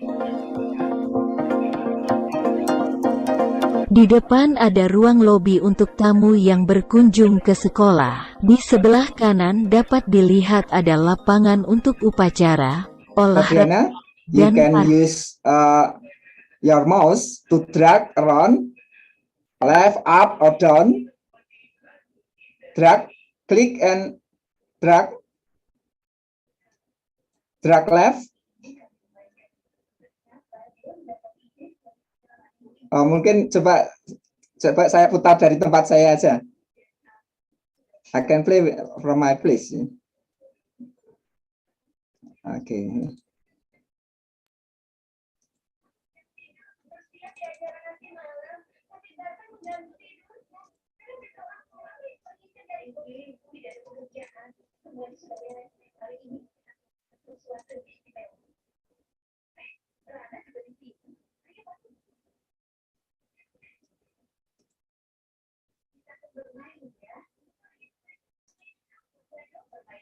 You can use your mouse to drag, look around the place. If the video is 330 degree, you can drag up, you can drag down, drag left, or drag right. This is more interactive. Audience can choose which located can see with the mouse, or if see with glass, we can turn with glass, not with mouse.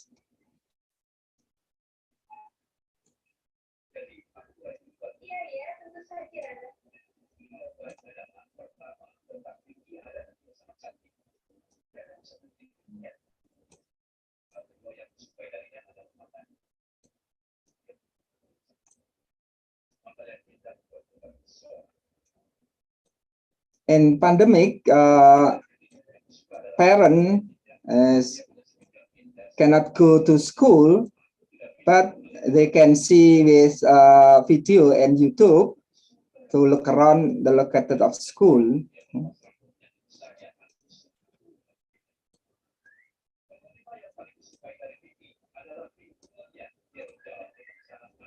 Okay, I think I'm finished.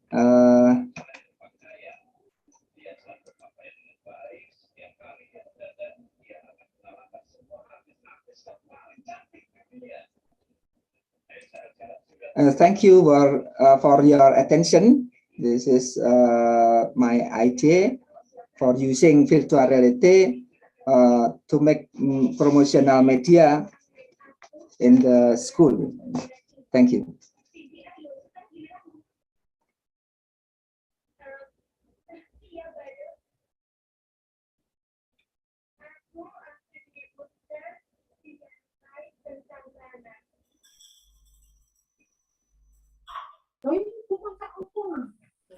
Thank you very much for Mr. Eddie. I think the session is finished by Mr. Eddie. I didn't see how is the end of so far, but this is the time, very enthusiastic times for all the speakers, because there is so many questions coming up from the audience. So first, I will cater to Mr. Gopal for the question is, it coming from Mr. Budi Harto. The question will be, what are the essential factors driving the industrial 4.0 and impact on business today, sir? Please, Mr. Gopal, it's your turn to answer, sir. Thank you for the question, yeah, Mr. Budi, I believe. Yeah. It's a very good question. The factors which drive the industrial revolution, there are many factors, but the most important factor, in my opinion, is the market itself. What I mean by the market is the environment, the business environment, the social environment, which consists of all the stakeholders, the market demand, the industry demand. So, end of the day, the market drives the demand or drives the change. People want things faster. People want things cheaper. They want it in a more efficient way. They want new experiences. They want to be served and experience, things differently. So these are the demands. So the businesses and the products and the services and the disruptions which is happening is all derived from that, right? So the most important factor is the market demand itself, and we need to be very alert and to be very particularly sensitive to the demands of the market. If we are in business, we need to listen to our customers. If we are employees, we need to listen to our employers, right? We just need to be very sensitive to what's happening. And then we need to be very proactive in what we can do to equip ourselves with the necessary skill sets to meet this demand. Thank you. Thank you very much from Mr. Gopal from a briefly answer from the question of Mr. Budi. I hope Mr. Budi, all the answer is answering all your questioning previously. So for the second question, it will be from ST to Mr. Gopal also. What are the positive and negative impacts of the current revolution that are very influential student life? So please, Mr. Gopal, your time to answer. Right. I mean, there is a long answer and a short answer. So I'll go for the short answer. The positive and the negative of all these revolutions, right, so to speak, is change. The positive is change, and the negative is also change. Change is constant. Things are always changing. We are not in control of change. The good thing is that we need to look at change as an opportunity for us to grow. If things don't change, right, there is lack of opportunity. There is no innovation will come out of it. There's no new things, offerings and products and services. All these technological revolutions which come about is due to change. But it's also the negative part, because people don't like change. People like to be rooted with their habits and their, things which they're used to. Employees like to do the same things the way they've always done. Businesses likes to operate their business the way they've always done. So this is a human factor. Humans are creatures of habit. So we get rooted in our habit. But as evolution has shown, human evolution or evolution in general has shown that it's the case of the survival of the fittest, and it's the case that who is most adaptable to change. So the change is both the positive and the negative. We need to look forward to change, and we need to train ourselves to be constantly alert and agile, right? We should not fear change. We should challenge ourselves before other external factors challenge us. So that is the most important factor, is to how we manage change, how we handle change, how we are able to better facilitate the change. I hope that answered the question. All right, thank you very much, Mr. Gopal, for the briefly short answer, and I hope ST understood with the answer from Mr. Gopal. And the next question from Eliza Putri, Mr. Gopal, for you too also. Well, actually, we've been discussed about 410, right? But the question from ST, Eliza, will be interested one, because she asked about, will there be an industrial revolution 5.0? And what do you think about the industrial development in today's world? Thank you, sir. Please, Mr. Gopal, to get answer. Thank you. Thank you, Eliza. In fact, I've been noticing Eliza's question because she's been constantly putting the question. Maybe she's worried that we won't take up a question. But anyway, it's an interesting question. Will there be an industry 5.0? Well, maybe before 5.0, there might be a 4.1 or 4.2. Or maybe there'll be like 5.1, 6.0. Anyway, the answer is definitely there will be evolution and constant improvement. Whether we call it an industrial revolution 5.0 or whether we call it by any other term is immaterial. But definitely there will be other versions of change, because humans change, people change, technology changes. There will be a shift to a new version of a revolution if there is a drastic change. If there's only a micro change or minor changes, so it might not warrant a new terminology. But in case it comes in a total drastic revolution, right? One example is nanotechnology, right? The space technologies, right? Many new discoveries are being made and will be made in the future that will lead the way or pave the way for future revolutions. Whether it's being called 5.0 or 6.0, I'm not too sure, but definitely there'll be newer versions, right? And the second part of the question is, what do you think about the industrial development in today's world? Well, the world is racing. That much I can tell you. Every country is racing among themselves, is competing with other countries to move into this new and to take advantage of these new technological revolutions. What does it mean for us?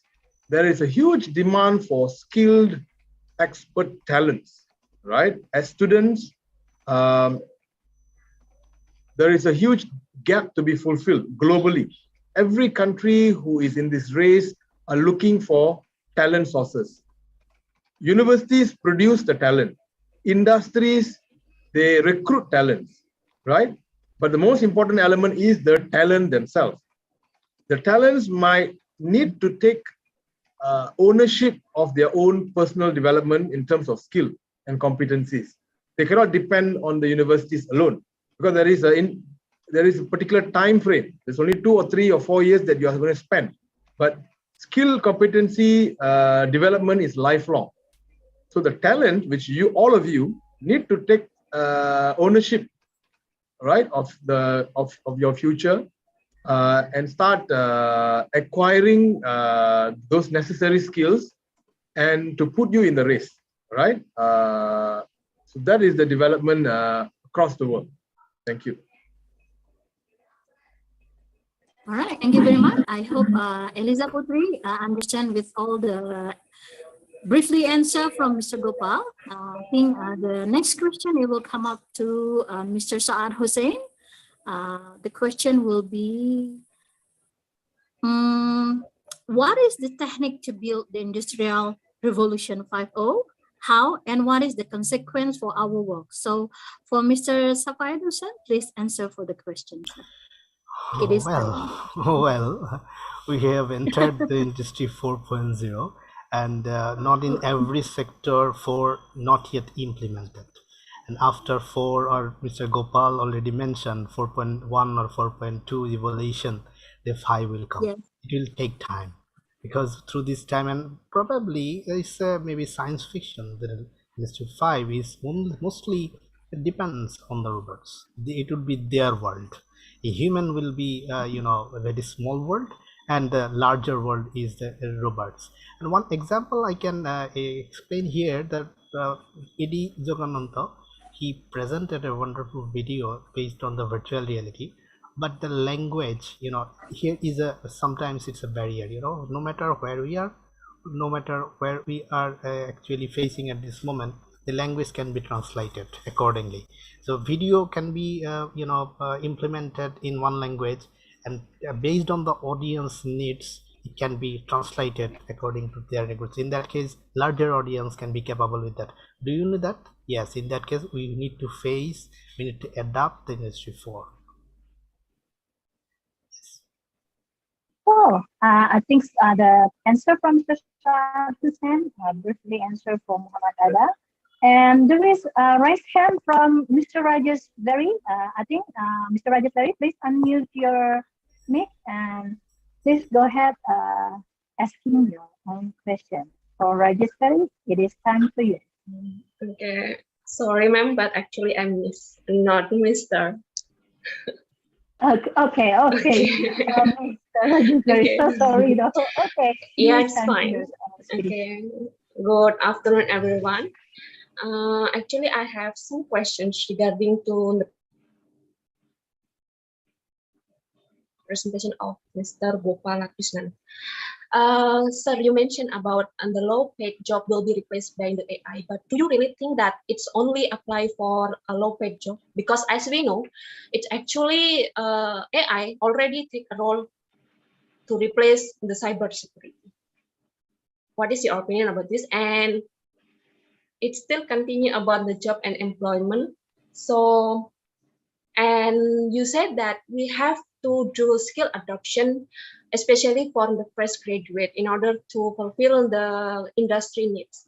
But how about the existing employee? As you mentioned, humans don't like to change. But see, the growth of the technology actually is the growth of the technology to give convenience for human. But don't you think it's actually become a threat for the human? Because if there is a reduction for the job, so it will be, there is a huge number employee will be got fired. So it actually will give some bad impact to the state or country. So what is your opinion about this? Thank you, sir. Thank you, Rajesh. Please, I think, yeah, Mr. Gopal to answer, please. Yeah. Yes, Thank you, Rajeshwari, for that very insightful question. No, I do not think that only the low and low paid and the low level jobs are going to be hired. Initially, though, that will be the first line of people who's going to be replaced. Initially, but eventually, it will go on to every level, middle level, high level. But there is this fear whether AI is going to replace all the jobs. So then what would humans do? Right? Human extinction. Yeah, I mean, we would not be extinct. You see, humans, at the end of the day, in a very utopian kind of a society, right? How good would it be that nobody needs to work for anything? Everything gets done. Yeah. Why are we working now? To earn the money. What if the earning money can be automated? How if the world has come to a certain system? Okay, somebody maybe not now, maybe 50 years from now, 100 years from now, they've managed to find a solution whereby all the resources in the world, all the money in the world can be made, and all the jobs in the world can be done automatically. So what does human do? Do we go extinct? No. Yeah. We will do better. Okay. We will do better. We will focus on well-being. We will focus on things that we want to spend time doing. Our economic pursuit should not take 99% of our life. Economic pursuit, now the 99% of our life is work, because we want to be economically more sufficient, which is why we are working. So those who are passionate and also working, okay, maybe they are a certain group. So anyway, this is what the human population is evolving towards, right? How fast this thing can happen, we don't know. But I don't think so it will evolve. Eventually, everything will be automated. But the question is, how do we not lose our relevance? How do we stay relevant, right? In the economy? Because at the end of the day, you need to add value to your community, to your society, to stay relevant. You need to, keep yourself updated. How do you do that, right? So would you want to, like, for example, right, 200 years back, one of the most widely, popular skill is to be able to write inscriptions on stones. Okay. Maybe 1,000 years back, you can look at all the temples and all that, the sculptures, those are widely regarded. People wanted their children to study that, so that because they have steady employment. But now, do you need to do that? No. Definitely not. You have machines you can do, which can produce better work. In the example which I gave you, the horse carriage, right? The moment the automobile came, there were thousands of horse breeders, horse trainers, horse riders, all went out of a job. What did they do? Right? In recent times, when Gojek or Grab or Ola came into the picture, thousands of taxi drivers lost their jobs. Common people started driving taxis. So these things you cannot avoid. End of the day, automation is going to happen. People are going to lose jobs. Change is coming, but the key challenge is how do we stay relevant? So the only way that we can stay relevant economically is to pursue the skills which are relevant to the times. And it is a continuous process. It's not like we imagine, right? We go to school, and after that we go to university, and after university, all learning stops. We earn our degree, and forever we just go and earn and make our millions. But it doesn't happen that way, right? You go to work, they train you. You change jobs, they train you. You go to a senior position, they train you. You lose your job, you have to train yourself. So skilling and reskilling, upskilling and reskilling is the two major mantras, right? People are working, you need to constantly reskill yourself, you know, either you do it consciously or the market will make you do it.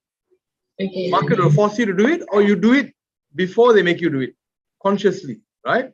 So I think that's the best. Okay, but sir, some particular people, as you said, that we have to reskill or upskill, but some particular people might be got difficult for learning a new skill, or maybe because of limitation of age and so on. So how about that particular people? So it means they are going for extinction. No, I wouldn't say extinction, but this is a case of the survival of the fittest. The most fit, the most able, the most fast, smart, whatever you call it, you know, they will be able to reap the maximum benefit out of the economy, right? There was once upon a time, there was an agricultural economy. Those people who had the knowledge of how to become a good, you know, agrarian or good planter or farmer, they ruled the economy. Then when the agriculture went away and the next thing came in, you know, so they lose their influence. So this will go on and on, you know, as long as humanity exists. This is the evolution, this is the growth. So like it or not, you know, I wouldn't say extinction, but they will lose their importance. You know, they will lose their position in the hierarchy of things. And those who have the most competent, you know, they will win. Okay. Sir, actually, I have one question, if you don't mind, and the moderator, how about the time? May I ask the last question? Sure, you may. One more question, yes. Yeah, okay, thank you. About cybersecurity, you said that we have to aware about our data privacy. As a user, even though we are aware about our data privacy, but some platform actually force us to agree with their policy. So in order to use that platform, we have to agree even though we don't want. So is that only the awareness applicable for the user? What is your opinion about this? I'm still confused about that, sir. Because even though I don't want to share my data privacy, some data privacy, I have to agree because I want to use that platform. I need that platform. So yeah, that is my questions. Correct. I mean, this is a very subjective issue. We always talk about what is within our degree of control. So what we can control. We can control ourselves. We can control what we do, but we can't control the rest of the world. So the first step starts with being aware. If you're aware, then you will know to what degree that you're exposing yourself. Number two, you will also know that if something is not fair, something is not right. If that awareness is not there, you cannot force the relevant legislation, relevant legal aspect or relevant laws to be enacted. So this is an area of which is now rapidly changing. 10 years back, 5 years back, these laws were not there. So a lot of these platform providers can very blatantly abuse the data. Nothing much can be done because the laws were not there yet. But now there's a lot of awareness, and then the relevant laws are being put in place to protect the consumers or the users or the audience. Like for example, the anti-monopoly. You know, like Facebook is facing severe, you know, legislation actions. You know, they need to revise. So this can only be done when there is enough people being aware. When there's a mass knows that something which is not right is happening, then they can pursue this. You know, but it always starts with our, you know, our own self. For example, there are more. You see, we are so worried about online banking, whether our money will get stolen, you know, whether, you know, our credit card, you know. But do you realize that your Gmail has more sensitive personal information than any of those things put together? Yeah. Right? We don't realize that. We just go on and on, you know. And everything is there. But that Gmail, your Google history, you know. Imagine if a lot of your students, right? Imagine your Google search history or your Google history became public. I think most of y'all, 50% would not turn up to university. Yeah. Your search habits are known to the public, right? But we go about, I mean, we are oblivious to the fact. So these are small things, but which has a deep impact, right? And these are not in our control. Google controls it. Tomorrow something happens and they leak out, and gone, employers will see this, the family will see this, and all these things, but we don't really think about it when we go and, in our search behavior, in our normal day-to-day lives. So anyway, this is the one factor. Cyber security is one of a very huge impact negatively, if we don't put the, relevant emphasis on it. Okay. Thank you. Really, yeah. Really, I okay. think, thank you. Thank you for answering, sir. Yeah. Okay, thank you for Mr. Gopa for answering for Ms. Rajesh. So unfortunately for Mr. Safaet Hossain can join until the last session because he have another meeting for today. Yeah, thank you for Mr. Safaet Hossain for sharing your knowledge with us. It's a very beneficial for knowledge. Yeah, may we have a take picture first for documentation, sir? Yes, please. Yeah, just a moment, please. For 1, 2, 3. Yeah, is it all done? Yeah. Thank you so much for Mr. Safaet Hossain for joining with us today. Thank you. Thank you very I much. hope you are. Thank you very much. I Thank have you very another much, Mr. schedule, so I Safaet have to leave. Hossain. Thank you very much. I hope we can arrange another programs related to Sure, these sir. matters. Thank you Yeah. very much. Thank you so much. Thank you, sir. Bye-bye. Have a good day. Yeah. Thank you. Thank you. For next question, we have from Mr. Alexei Lutsenko. Yeah, the time is yours. Thank you. Oh, thank you very much. Actually, I have such a large maybe question or history about this question. You, Mr. Gopalakrishnan, if don't mind if I don't write. Gopal, call me Gopal. Okay, so you provide as an example an America rising of America, kind of rising, but as we may know, the Federal Reserve Systems helps as America to actually stand up and make, if we can say it, illusion of an American dream. And so America have so much loans today that they can't really control it, and they can't pay it, and they have to have overproduction crisis. So they don't need to create good and quality things. They might create a junk just to provide as much as possible to create demand on these things. And actually, they maybe will have a recession in the end of 2022, but we will see. So, what the question is, what do you think about the planet economy like we have in USSR? And it's not when industrial revolution runs faster, when your revolution become with the highest demand of production. I think in new industrial revolution, we will use all advanced technologies that we have. But first of all, we need to craft basic things. Actually, as I know, Indonesia have high manufacturing GDP production of high manufacturing productions that, of course, provide a GDP growth in 19%. I don't know. And so then, first of all, yes, we need to craft a basic things. It's education and the manufacturing that will support an economy and make it independent, actually. And industrial revolution should and would be created, as I already said, in a basis. And new technologies, as I think, must be implemented carefully, so that it doesn't turn out like a movie Ready Player One.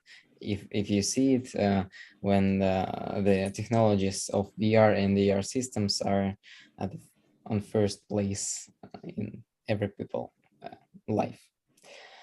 And it seems you provide as an example Google Glass, but it seems like people not really ready for new technologies, for new eras such as Google Glass, VR and VR technologies, and using in life.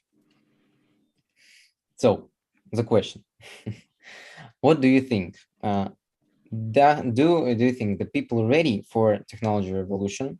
And would it be better to create a planet economy? And when the revolution should start or could start? Right.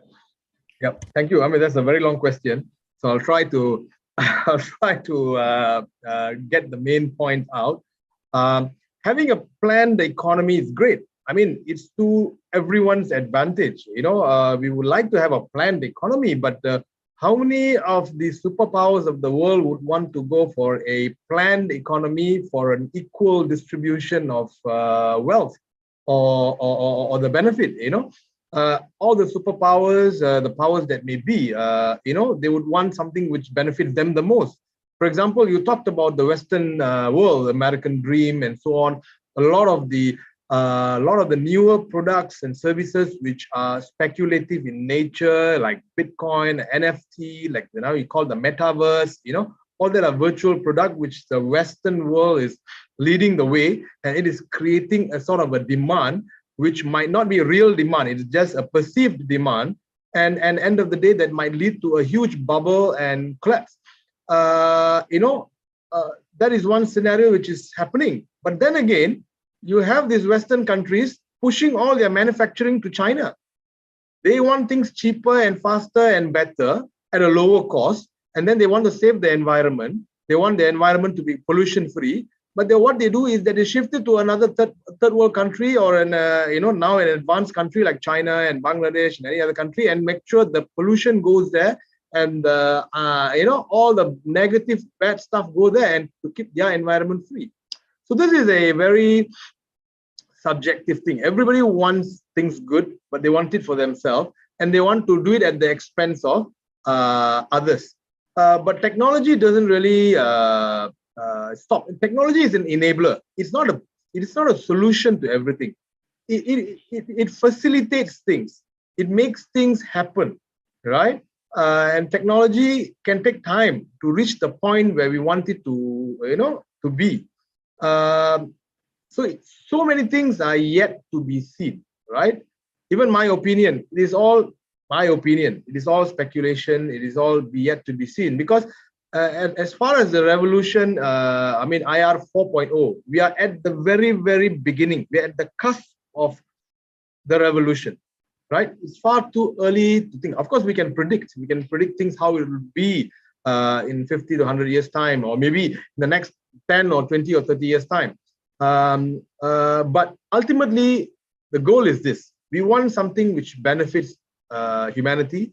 We want something which does things with the least amount of friction, and thirdly, which makes money for the people who have come up with the technology. It is a capitalistic society. Everybody's hunting, running for the money, and whoever can come up with the next big thing, which can make them the most profit, they would win the game, right?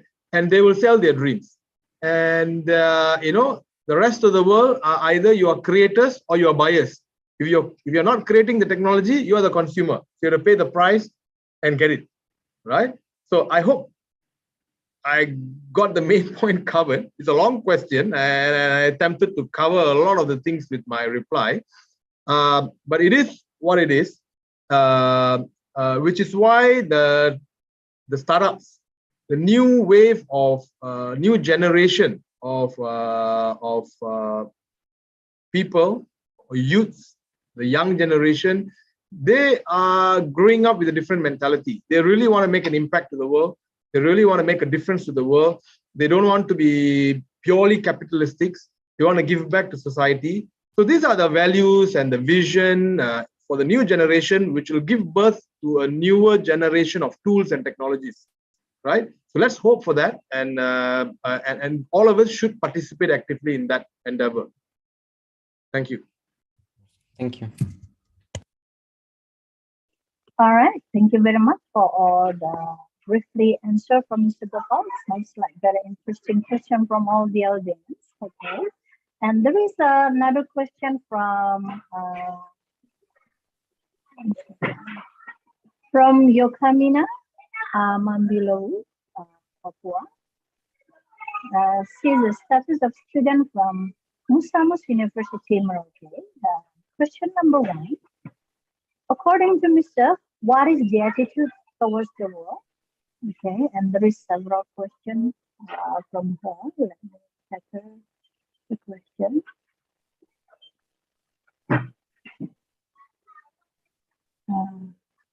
Okay.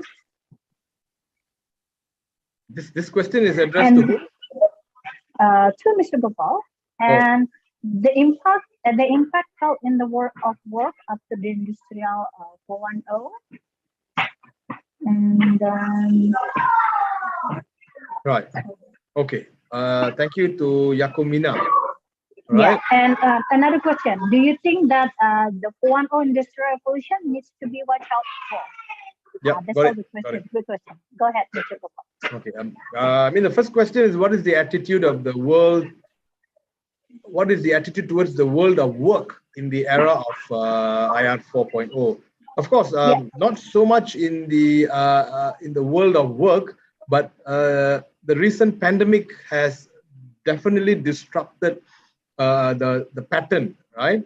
So now remote work is becoming a huge, not even a possibility, a reality even, and working from home is becoming a norm, but it's not going to be an easy transition. Because work from home and remote working, it takes a lot of integrity and a lot of, value system, strong value system for the individual. Because right now, maybe the Western side people, they might be a little bit more polished. Asians, maybe I'm generalizing, I don't speak for everyone, but the general view is that there needs to be a certain degree of control. Even Elon Musk recently came about and gave out an ultimatum to his staff: come to work, or I deem you resign. If you don't turn up to work, because people didn't want to come to work, they want to stay at home and work. There are challenges in this new world of work, right? Like, for example, even I run a remote team. I have a local team in Malaysia, and I have a remote team in India. And then, but there are challenges in getting the productivity out, in getting and doing the monitoring in the output. But having said that, the wheels are in motion, right? It's yet to be seen what norm the industry is adopting. There seems to be a lot of hesitance from the business owner's perspective to allow their people, the employees, to work from home. But then again, it depends on the industry. Some industry are more welcoming to working from home. They can get to save a lot. While some industry, like the manufacturing, you need to be there, physically, right? So it's an evolving, it's changing, but the status quo, we don't know yet. It's yet to be seen. Okay, but it's interesting. When I'm keeping an eye out for what is the market acceptance of the new world of working, right? Industrial revolution needs to be watched out for. Definitely, not only you need to watch out for it, you need to prepare for it, right? Right now, the adoption, like other panelists spoke of, the adoption, it's taking its time. It's not being adopted at a very quick rate. It's still very slow, right? It takes time. But this is an opportunity for us to prepare ourselves. If the transition is too fast, we are not able to take advantage of it, because it's too fast. It's impossible. But since now it's a bit slower, we can pace ourselves. We can actually plan out, our skill acquisition and so on. So definitely something to be watched out for and to be actively planned out Third question, the impact felt in the world of work.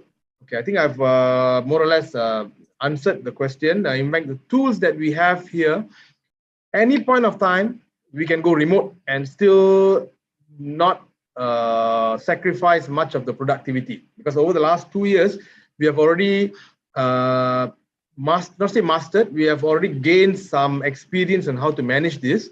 I think the future will be a hybrid world, meaning that it's not fully physical or not fully online. It will be the hybrid kind of a thing.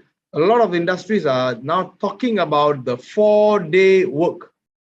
4-day work. I mean, you just come to work 4 days. The rest of the days you work at home, right? It's a kind of a hybrid methodology. So that possibly would be something which will happen in the near future. Thank you. I hope I answered your question.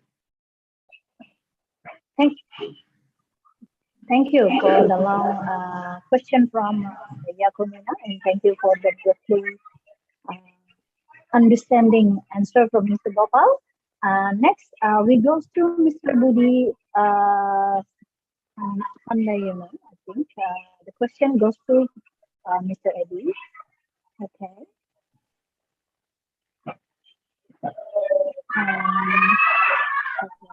Now the question it will be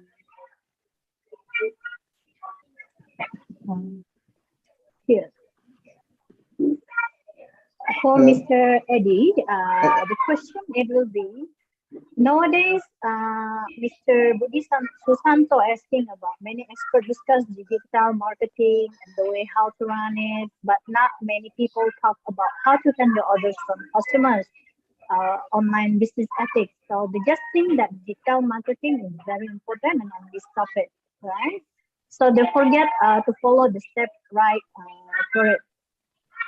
So the question is really long explanation a little bit from Mr. Budi Santoso, Susanto. So in fact, there are many small business companies that cannot develop their business. It is because they don't know the online business ethics. So because of it, then the customers have bad experience.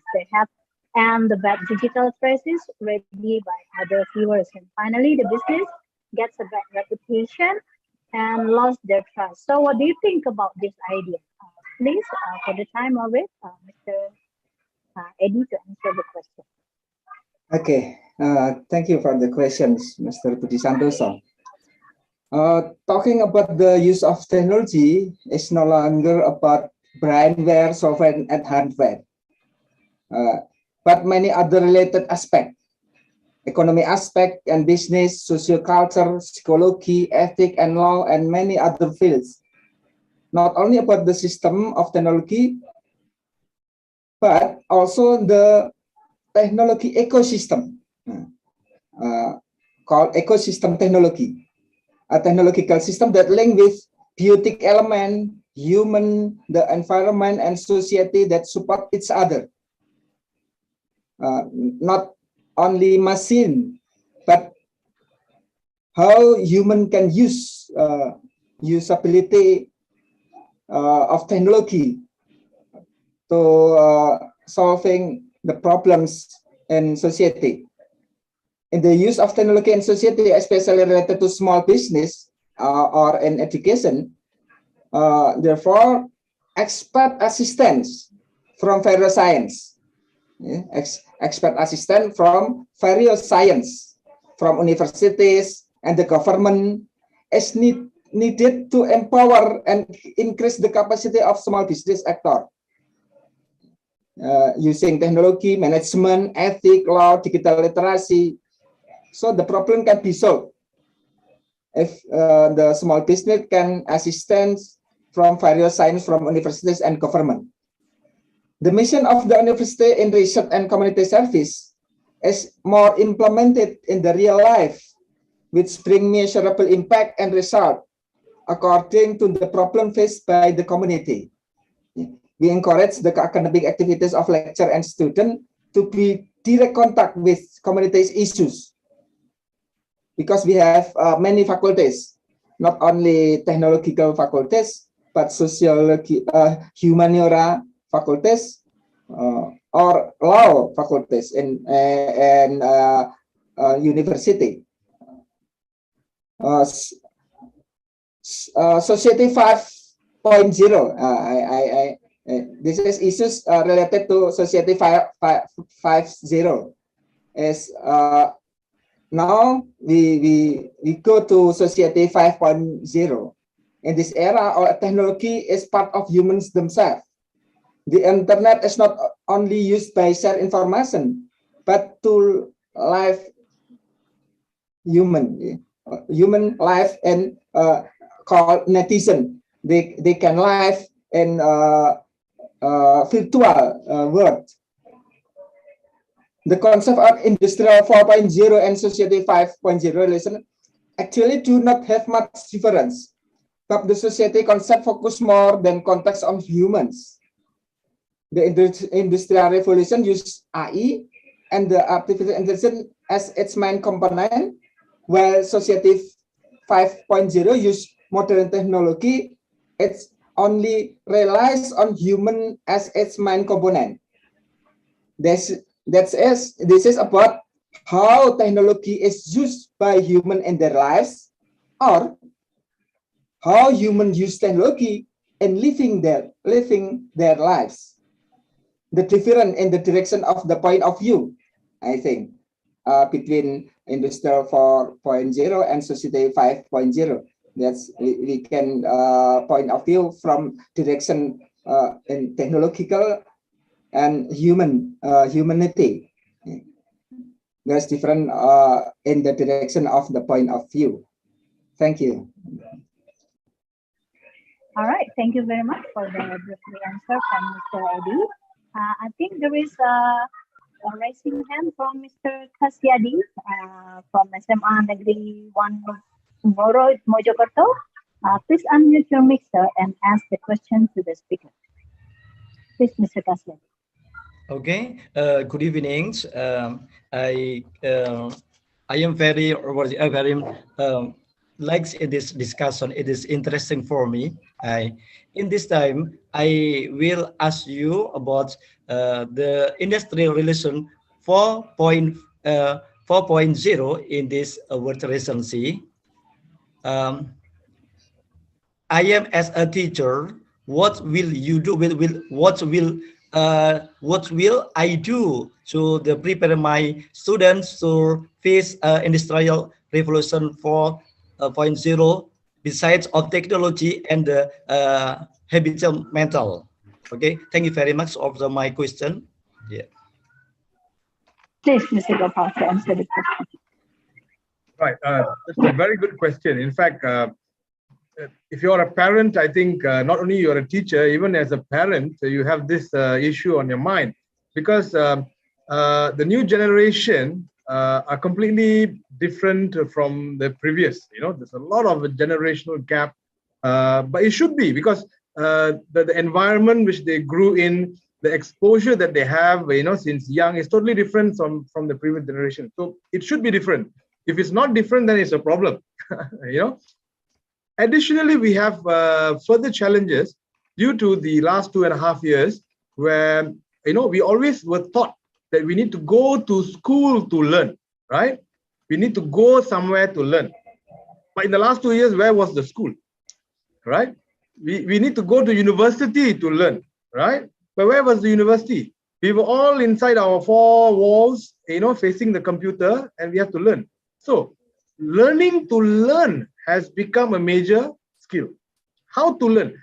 Earlier, those days, we were taught, teachers need to teach. This is a very passive kind of a method. Today's generation is nobody teach them, they learn.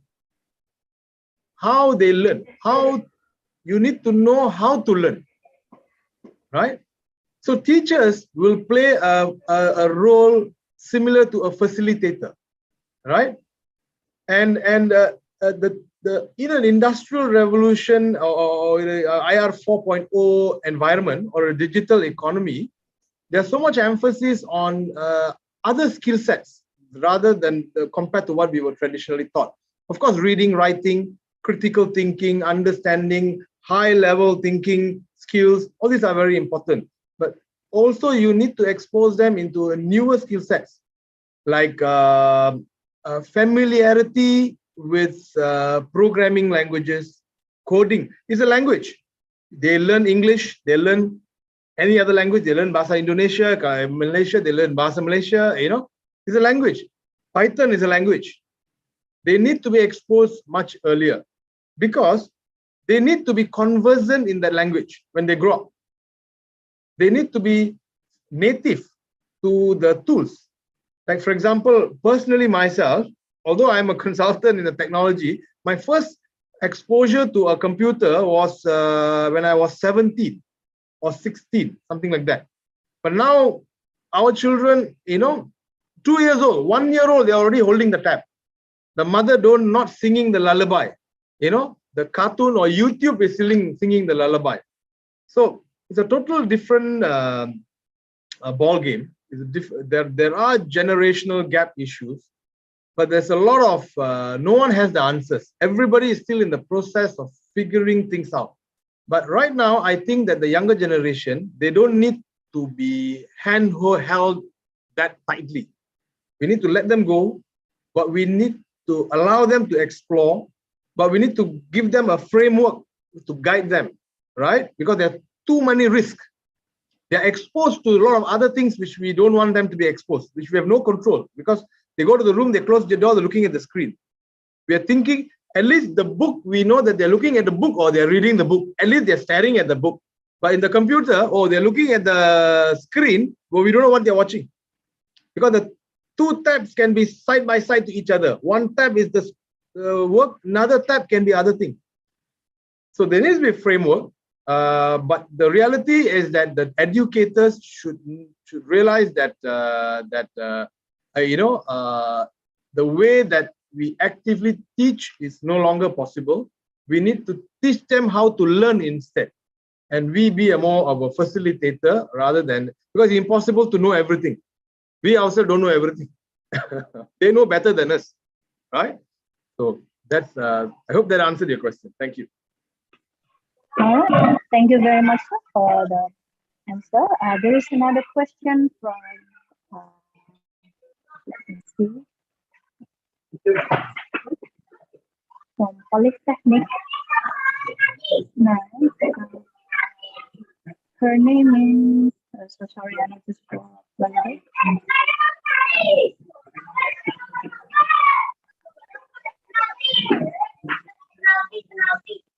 Yeah, there's a question from Polytechnic Advisor from Sherlina Helena. I want to ask, in the era of the Industrial Revolution 4.0, in the future, there will be a lot of jobs that will be replaced by technology or even robots, right? As a lecturer, how to guide, direct, teach, and motivate students so they can face this increasingly fierce competition? So please, Mr. Gopal, to answer the question. Very interesting question. Yeah. Very good question, very relevant question, because I think this is the challenge of higher education, right? Yeah. Because the higher education is supposed to prepare the students for a job role, right? So they have their own methodology, their own syllabus, right? Their own way how they can impart the knowledge. So that is the job of a higher education institution, universities, colleges, and so on. On the other hand, they have the employers, the people who are doing the hiring. They've always been complaining that graduates are not employable. We are not able to, hire and put them to work because they're lacking in a lot of core skills. This is also another feedback which we are hearing. So this is a classic case. Institutions are churning out graduates, right? They're supposed to get a job. The employers are complaining non-stop that, hey, graduates are not employable. We have to retrain them. So there is a gap. There is a gap. There needs to be a higher level communication and collaboration between the institution and the industry, right? The lecturer's role is to identify what does the industry want, right? And we have to know also not everything that the institutions can provide. The institutions can provide the basic skill sets, because let's say you're joining a 4-year program engineering, or you're joining a 4-year program as a IT expert and so on. So there needs to be a more collaboration between the industry and the institution to listen to what they want and to constantly add value, right? The lecturer has got a very challenging task, because you need to keep your student to be highly motivated. You need to give hope to the student. You need to ensure that the student is able to fulfill the gap and to guide as much as possible. Faculties and also lecturers and also subject matter experts has got a huge role, because we are living in a very dynamic environment, marketplace. We need to go to the tried and tested. The university syllabus is tried and tested. It's accredited. It follows a stringent process. It delivers what it's supposed to do. But the add value, right, it has to be done by the individual and guided, if possible, by the educator. So this is an ecosystem. Nobody can exist separately from each other. The institution and the industry and the individual, all three eyes must be aligned together and to work towards the common goal. So that is the only way that we can fulfill our objectives, right? But it's not an easy thing to do. In fact, a lot of these education institutions are also upgrading, their syllabus and their methodology, and they're bringing in all these tools. It's in the interest of the institutions to ensure that the graduates are employable, right? But a bigger role is in the individual themselves, right? Graduates in most scenarios, they take the easy way out. They blame the institutions, or they blame their parents, or they blame the industry. But no, today's world, all the information is in your fingertips. Everything is available online. It's just whether what you want and how you want it, and for you to go and get it. Information and learning materials is abundant. You go online, plenty of learning material and resources. You should be the individuals, the talents, graduates should be making life tough for the educators, for your lecturers. You need to get back to them with a lot of questions, a lot of the things, so that it's both a symbiotic relationship. Both need to help to achieve the goal, right? But it's a work in progress, and everybody, I think all the stakeholders everywhere is very actively pursuing this, right? So I hope I answered the question. Thank you very much for Mr. Gopal. Next, for the next question, it goes to Mr. Eddie. The question is about a problem of virtual reality. Isn't it that seems like another word for us? So what do you think about this question, Mr. Eddie? Please, Mr. Eddie, to answer this question.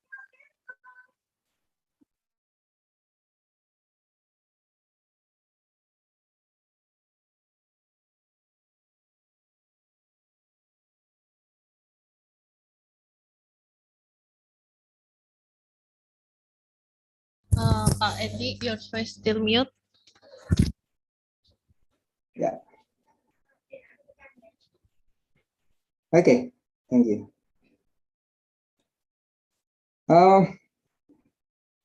And ecosystem technology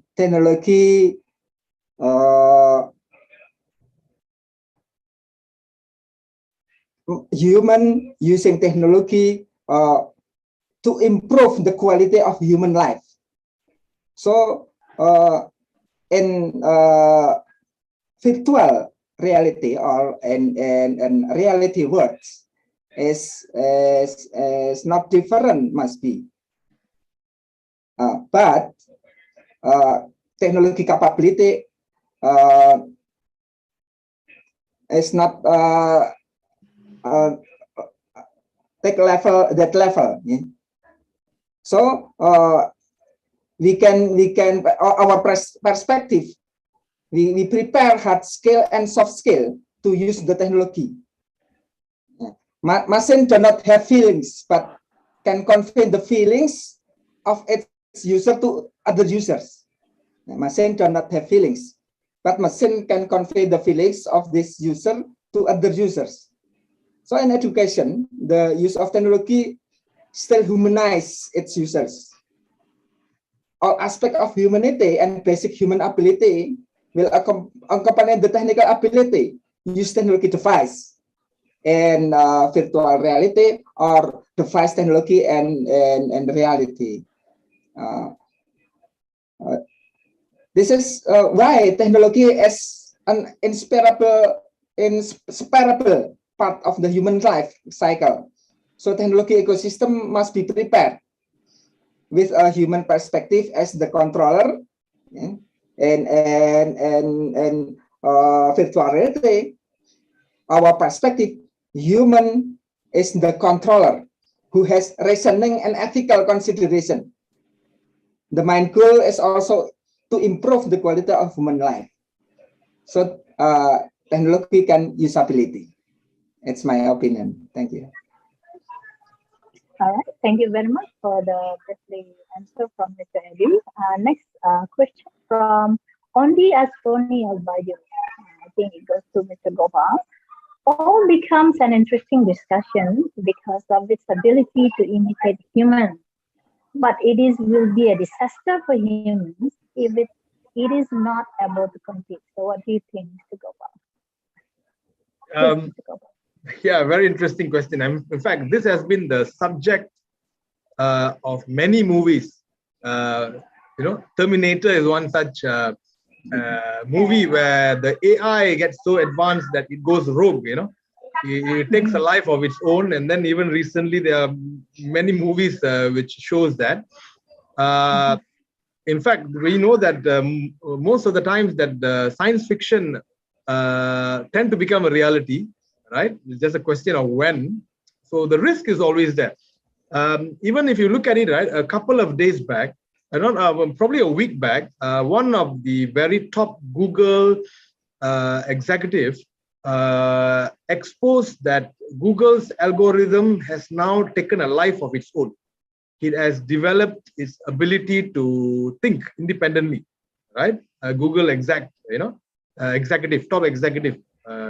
Came up with this kind of statement, and then the company was very quick to say that no, nothing, all these things is nonsense, there's nothing of that sort. But yes, I do believe that if the technology gets very much evolved, that it might be a something of a disaster. But this is something. It's a case of, do we want to think of that and then not do it, right? Or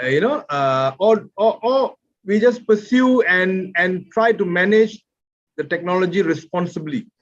You see, when they came up with the technology of atom bomb, okay, the technology came from the knowledge of splitting the atoms. Okay, the knowledge of splitting the atoms actually has benefited many industries. Space exploration, medical sciences, health, manufacturing, the knowledge to split atoms. But one instance where people use the technology for a bad thing, they use it to create bombs. So this, I think, you cannot run away. Yin and yang, the positive and the negative. There's always there. There will be people who are using it for a larger good, and there will be a small set of people to use it negatively. So this is, I think, the humanity or society needs to find our way and not accidentally, cause extinction of mankind. But I think more importantly, people are just worried that, will robots take over my job? That is a core question. In fact, that is the fear. End of the day, if system can do all your work, then the companies do not need to hire that many workers. Yes, they do not need to hire workers, but you still need people to manage those systems, to operate this, but it's a much higher level. So we will eventually do away with many of the lower level, entry level, operating level kind of job, we will move higher into more technical level, which involves maintenance and automation, higher level. So we need to prepare ourselves for that. So it's no longer factory workers where 2,000, 3,000 staff they're hiring, and stuff like that. Even China has begun to put in a lot of automation.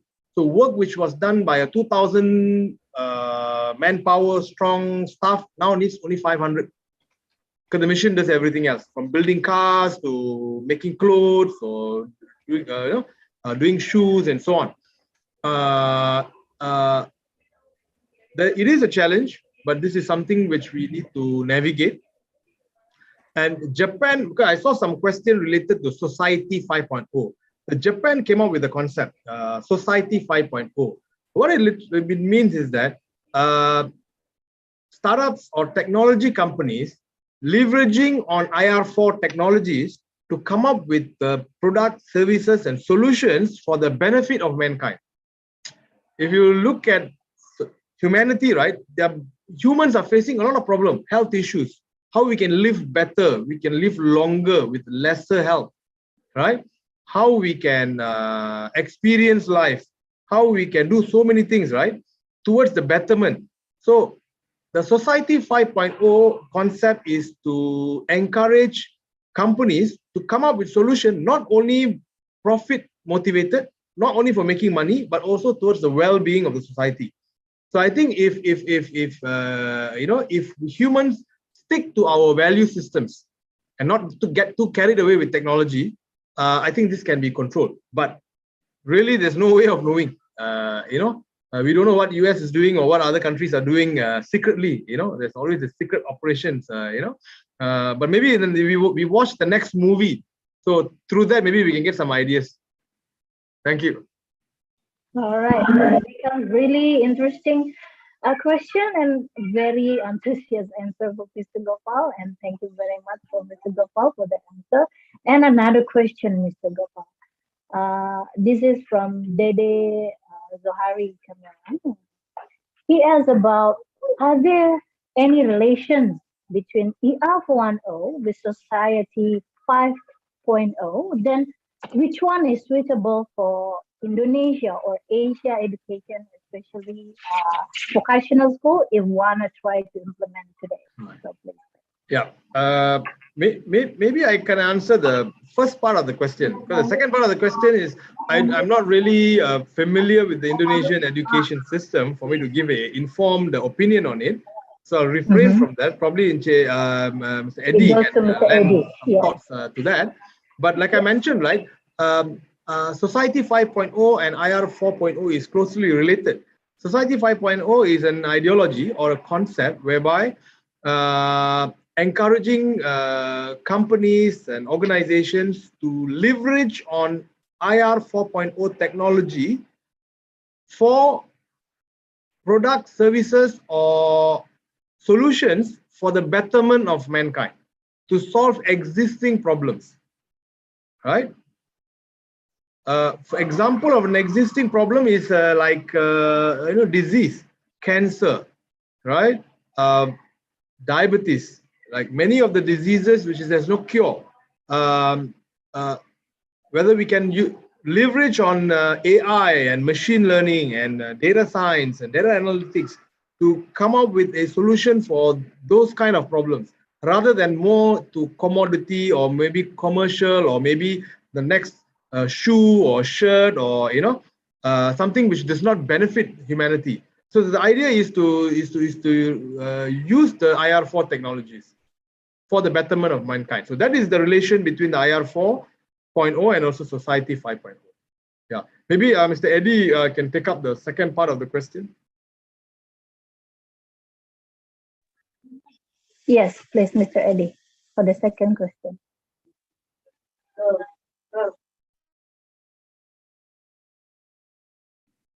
Okay, thank you. In Indonesia, in education Indonesia, we have concept hard skill and soft skill. That's related to the context. Human is the mind component using modern technology also. And the technology ecosystem can build to using optimal that technology. The key is mastering hard skill and soft skill using technology in Indonesia. The curriculum must be develop hard skill, aspect technical, the machine, soft skillnya, how human can use the machine. That kind of understanding the concept of technology ecosystem, where the machine becomes a tools in human lives.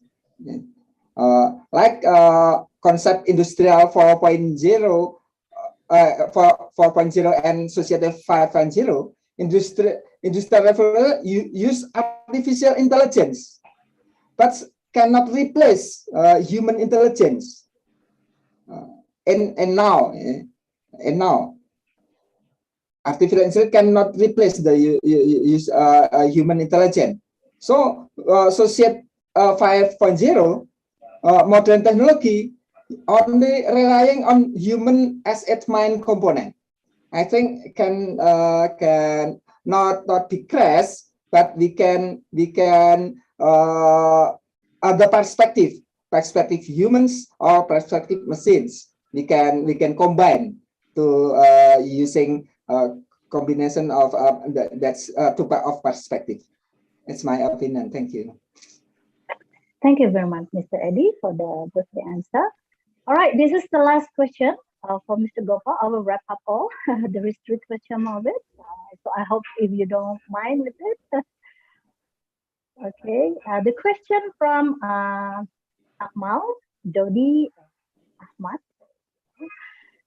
Akmal asking about what is the meaning of 3D printing, and then Dodi, if AI can help people, so what must people doing for survive and enjoy this life? And from Ahmad, what challenge can affect Industry 4.0 and how to overcome them? Please, Mr. Gopal, to answer all those two questions. Thank you. Can I have the question again? I didn't really catch the question. Yeah, first is very easy one. What is the meaning of 3D printing? The second one, if AI can help people, so what must people doing for survive and enjoy this life? And Ahmad, what challenge can affect Industry 4.0 and how to overcome them? All right. Okay. First question is about 3D printing. Yeah. 3D printing is actually a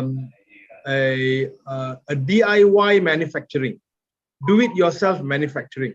So when we say manufacturing, right, we always think about factory, because you cannot manufacture, you know, in a certain scale from your backyard. You know, you've got to have a certain machineries. You've got to have a certain number of people. You've got to have a number of skill sets. You know, there's a long process.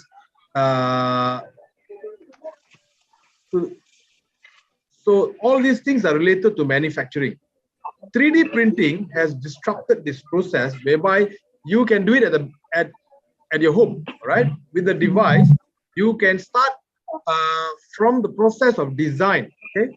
From the designing using a CAD or CAM software or any design software, you can design it, right? You can visualize it, and then you can even do a printout. Printout meaning not your normal printer with the ink. They are using some materials and then to do a real life physical. I've shared some videos earlier. You can go to YouTube and just search for 3D, you know, printing process. You know, use those search terms, and you can see how they actually print out. But these are we call it prototyping. So prototyping is used to be a very extensive and very expensive process, because no one builds up one fully working unit. Okay, you need to go to somebody who can do that. You know, the manufacturers who has the equipment, you need to give them the money, and it used to be a very extensive process. But now it has been made so cheap. You can test your ideas, you can test your designs, you can come up with working prototypes, which you can implement it and then test it out before you can send it for mass manufacturing. So this is a great disruption because it allows smaller companies, smaller startups to start thinking about different ideas. Before that, people did not want failures. They don't want to spend the money and fail. So they were very careful about new ideas. So that is why the innovation did not happen so rapidly. But now with the advent of 3D printing, additive manufacturing and so on, you can fail cheaper. You can fail more often. And then in that process, you can innovate and come up with a better, products. So that is what ultimately 3D printing brings to the, to the world, right? It democratizes, it provides access for technology for the smaller companies, startups especially, to play around with ideas. Okay, that's number one. The second question, I'm sorry, can you just, the second question? Yes. Second question is, if AI can help people, so what must people doing to survive and enjoy this life? Okay. All right. Okay. Anyway, I mean, see, AI is essentially a tool, right? Humans, mankind, since the existence of mankind, what makes us different from animals is in our ability to use the tools, right? For farming, we learn to use tools to dig up, the earth, right? For fishing, we learn to use the net and the fishing rods and so on. Every other technology has come from our ability to use tools, right? As we evolve, we come up with more advanced tools. So AI is one such tools, right? It's tools which are supposed to make our life easy, right? It's supposed to make our life more progressive. It's supposed to make us accomplish things in a much more faster and more efficient way. So that is how we should view AI. As how from the horse and carriage, we went to the motor car, now we have self-driving cars, right? Technology has evolved and made life simpler for the humans. So AI has to be viewed from that frame of mind. We cannot fear it. You have to look for the potential and how we can capitalize this, right? Like there's one story, to go with it, a small analogy.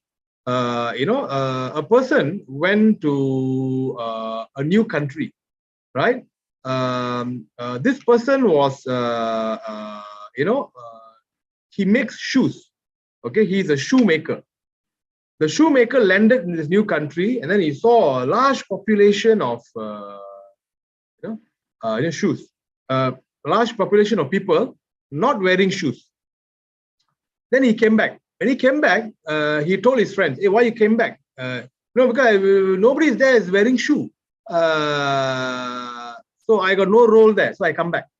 There's another shoemaker went there, ended up staying there, and then becoming very rich. People ask him, "Hey, the other guy went there and found that nobody is wearing shoes. How come you can make your business so successful?" He said, "Yeah, because nobody is wearing shoes. There's plenty of opportunity for me to sell shoes." Right? So it's a different viewpoint. So AI is one such thing as in any other tool. You need to think about how we can better utilize it for the betterment of our life and how we can leverage it to fulfill our needs. The con is most of it is just exaggerated for the time being. It's not real yet. It's just a fear that we all have. We need to navigate this. And we need to use it because it's such a powerful tool, right? It might not be for everyone because not everybody is a developer or a coder or an AI expert. But even the end product, we can use it, right? The end product, we can leverage on the AI tools to deliver value to our, to our stakeholders, right? So I hope that answered the question. Thank you. Yeah. Last question. What challenge can affect Industry 4.0 and how to overcome them? This is the last question. Can you repeat that again, please? What challenge can affect Industry 4.0 and how to overcome them? Oh, what are the challenges? Yes. Can affect Industry 4.0 and how to overcome them. Right. I mean, there are plenty of challenges. We need to learn how to leverage the tools. Okay. One thing is having the tools. Another thing is learning how to use them. Right. And when we use them, we have to learn to use them responsibly. So that's another challenge. But currently now, one of the most difficult challenges many countries are facing is the digital adoption. Digital adoption now is confined to the big boys, the big companies, the multinational companies and the really big conglomerates. For the SMI and the SMEs, they are really finding it tough to use this technology, because of the high cost involved in implementing this technology and the high cost of training and upskilling their existing workforce, because it's no point you replace all your machines with a new machine, all automated, but if your staff is not trained, it's not skilled enough, then this cannot be then it prolongs the time, it gets more expensive, and it becomes too big of an effort to make any business sense. All these technologies we spoke about, as I mentioned, is still in its very infancy. The technology is still not very accessible to the common man, or still not affordable for the SMI and SME. So the challenge is this technology adoptions and innovation will become very, very day-to-day manner only when it becomes cheap enough to be adopted. So at this point of time, the major challenge is this. Okay, people are finding it expensive, tough. But I think within the next, not only me, a lot of experts and the kind of work which is going on in the R&D and the research and the government incentives and so on, a lot of push going on in this area. Within the next 5 years, we hope to see many of this IR4 implementation coming implemented in the real life. Right, so we need to bring the cyberspace and the physical space more closely together through the implementation. Right now, most of it are still in very conceptual stage or experimental stage. The rollout to end product is happening, but it needs to be happening more quickly at a more rapid pace, which I think will happen in the next 3 to 5 years. Okay. I think that's all for all the questions from the audience. And thank you very much from Mr. Gopal for very interesting answer and very meaningful for all of us. So let me tell to all the audience, for the ones who really wants to have an international Industrial Revolution 4.0 certificate later on, later we could have training with Thulija and with the platform later with STEKOM University and also with us with Manipal International University later on. We could have arranged the time of it with the trainer, of course, especially with Mr. Gopal itself. So it goes with the last with Ms. Novita to close up all the. Okay, thank you for our speaker to sharing your knowledge and for our audience until join at the last session. Thank you for Mr. Gopa, Mr. Eddie, and Mr. Safaet for sharing your knowledge. It's very beneficial for us. Thank you for everyone to join at the last session. Thank you so much. I hope we can meet again in other event. Thank you so much. Goodbye. Goodbye, everyone. Have a good day. Thank you. Thank you, everyone. Thank you, Mr. Gopa.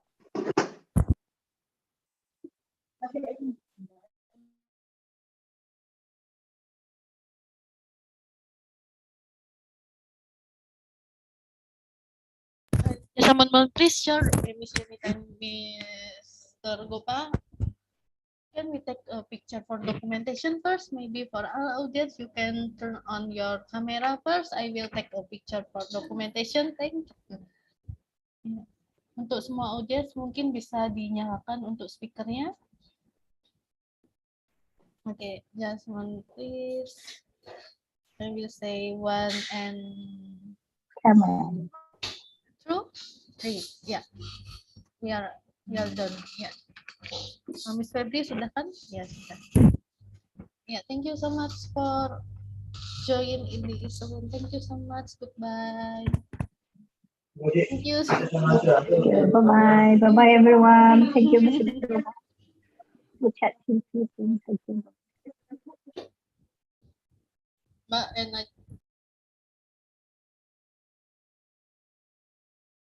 Oh, biar absen ya mau ngobrol di room boleh.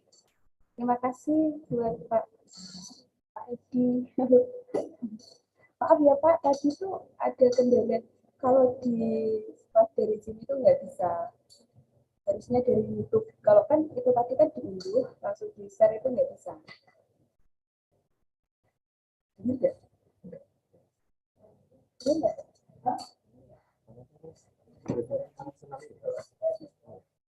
Pak Edi, Pak Edi.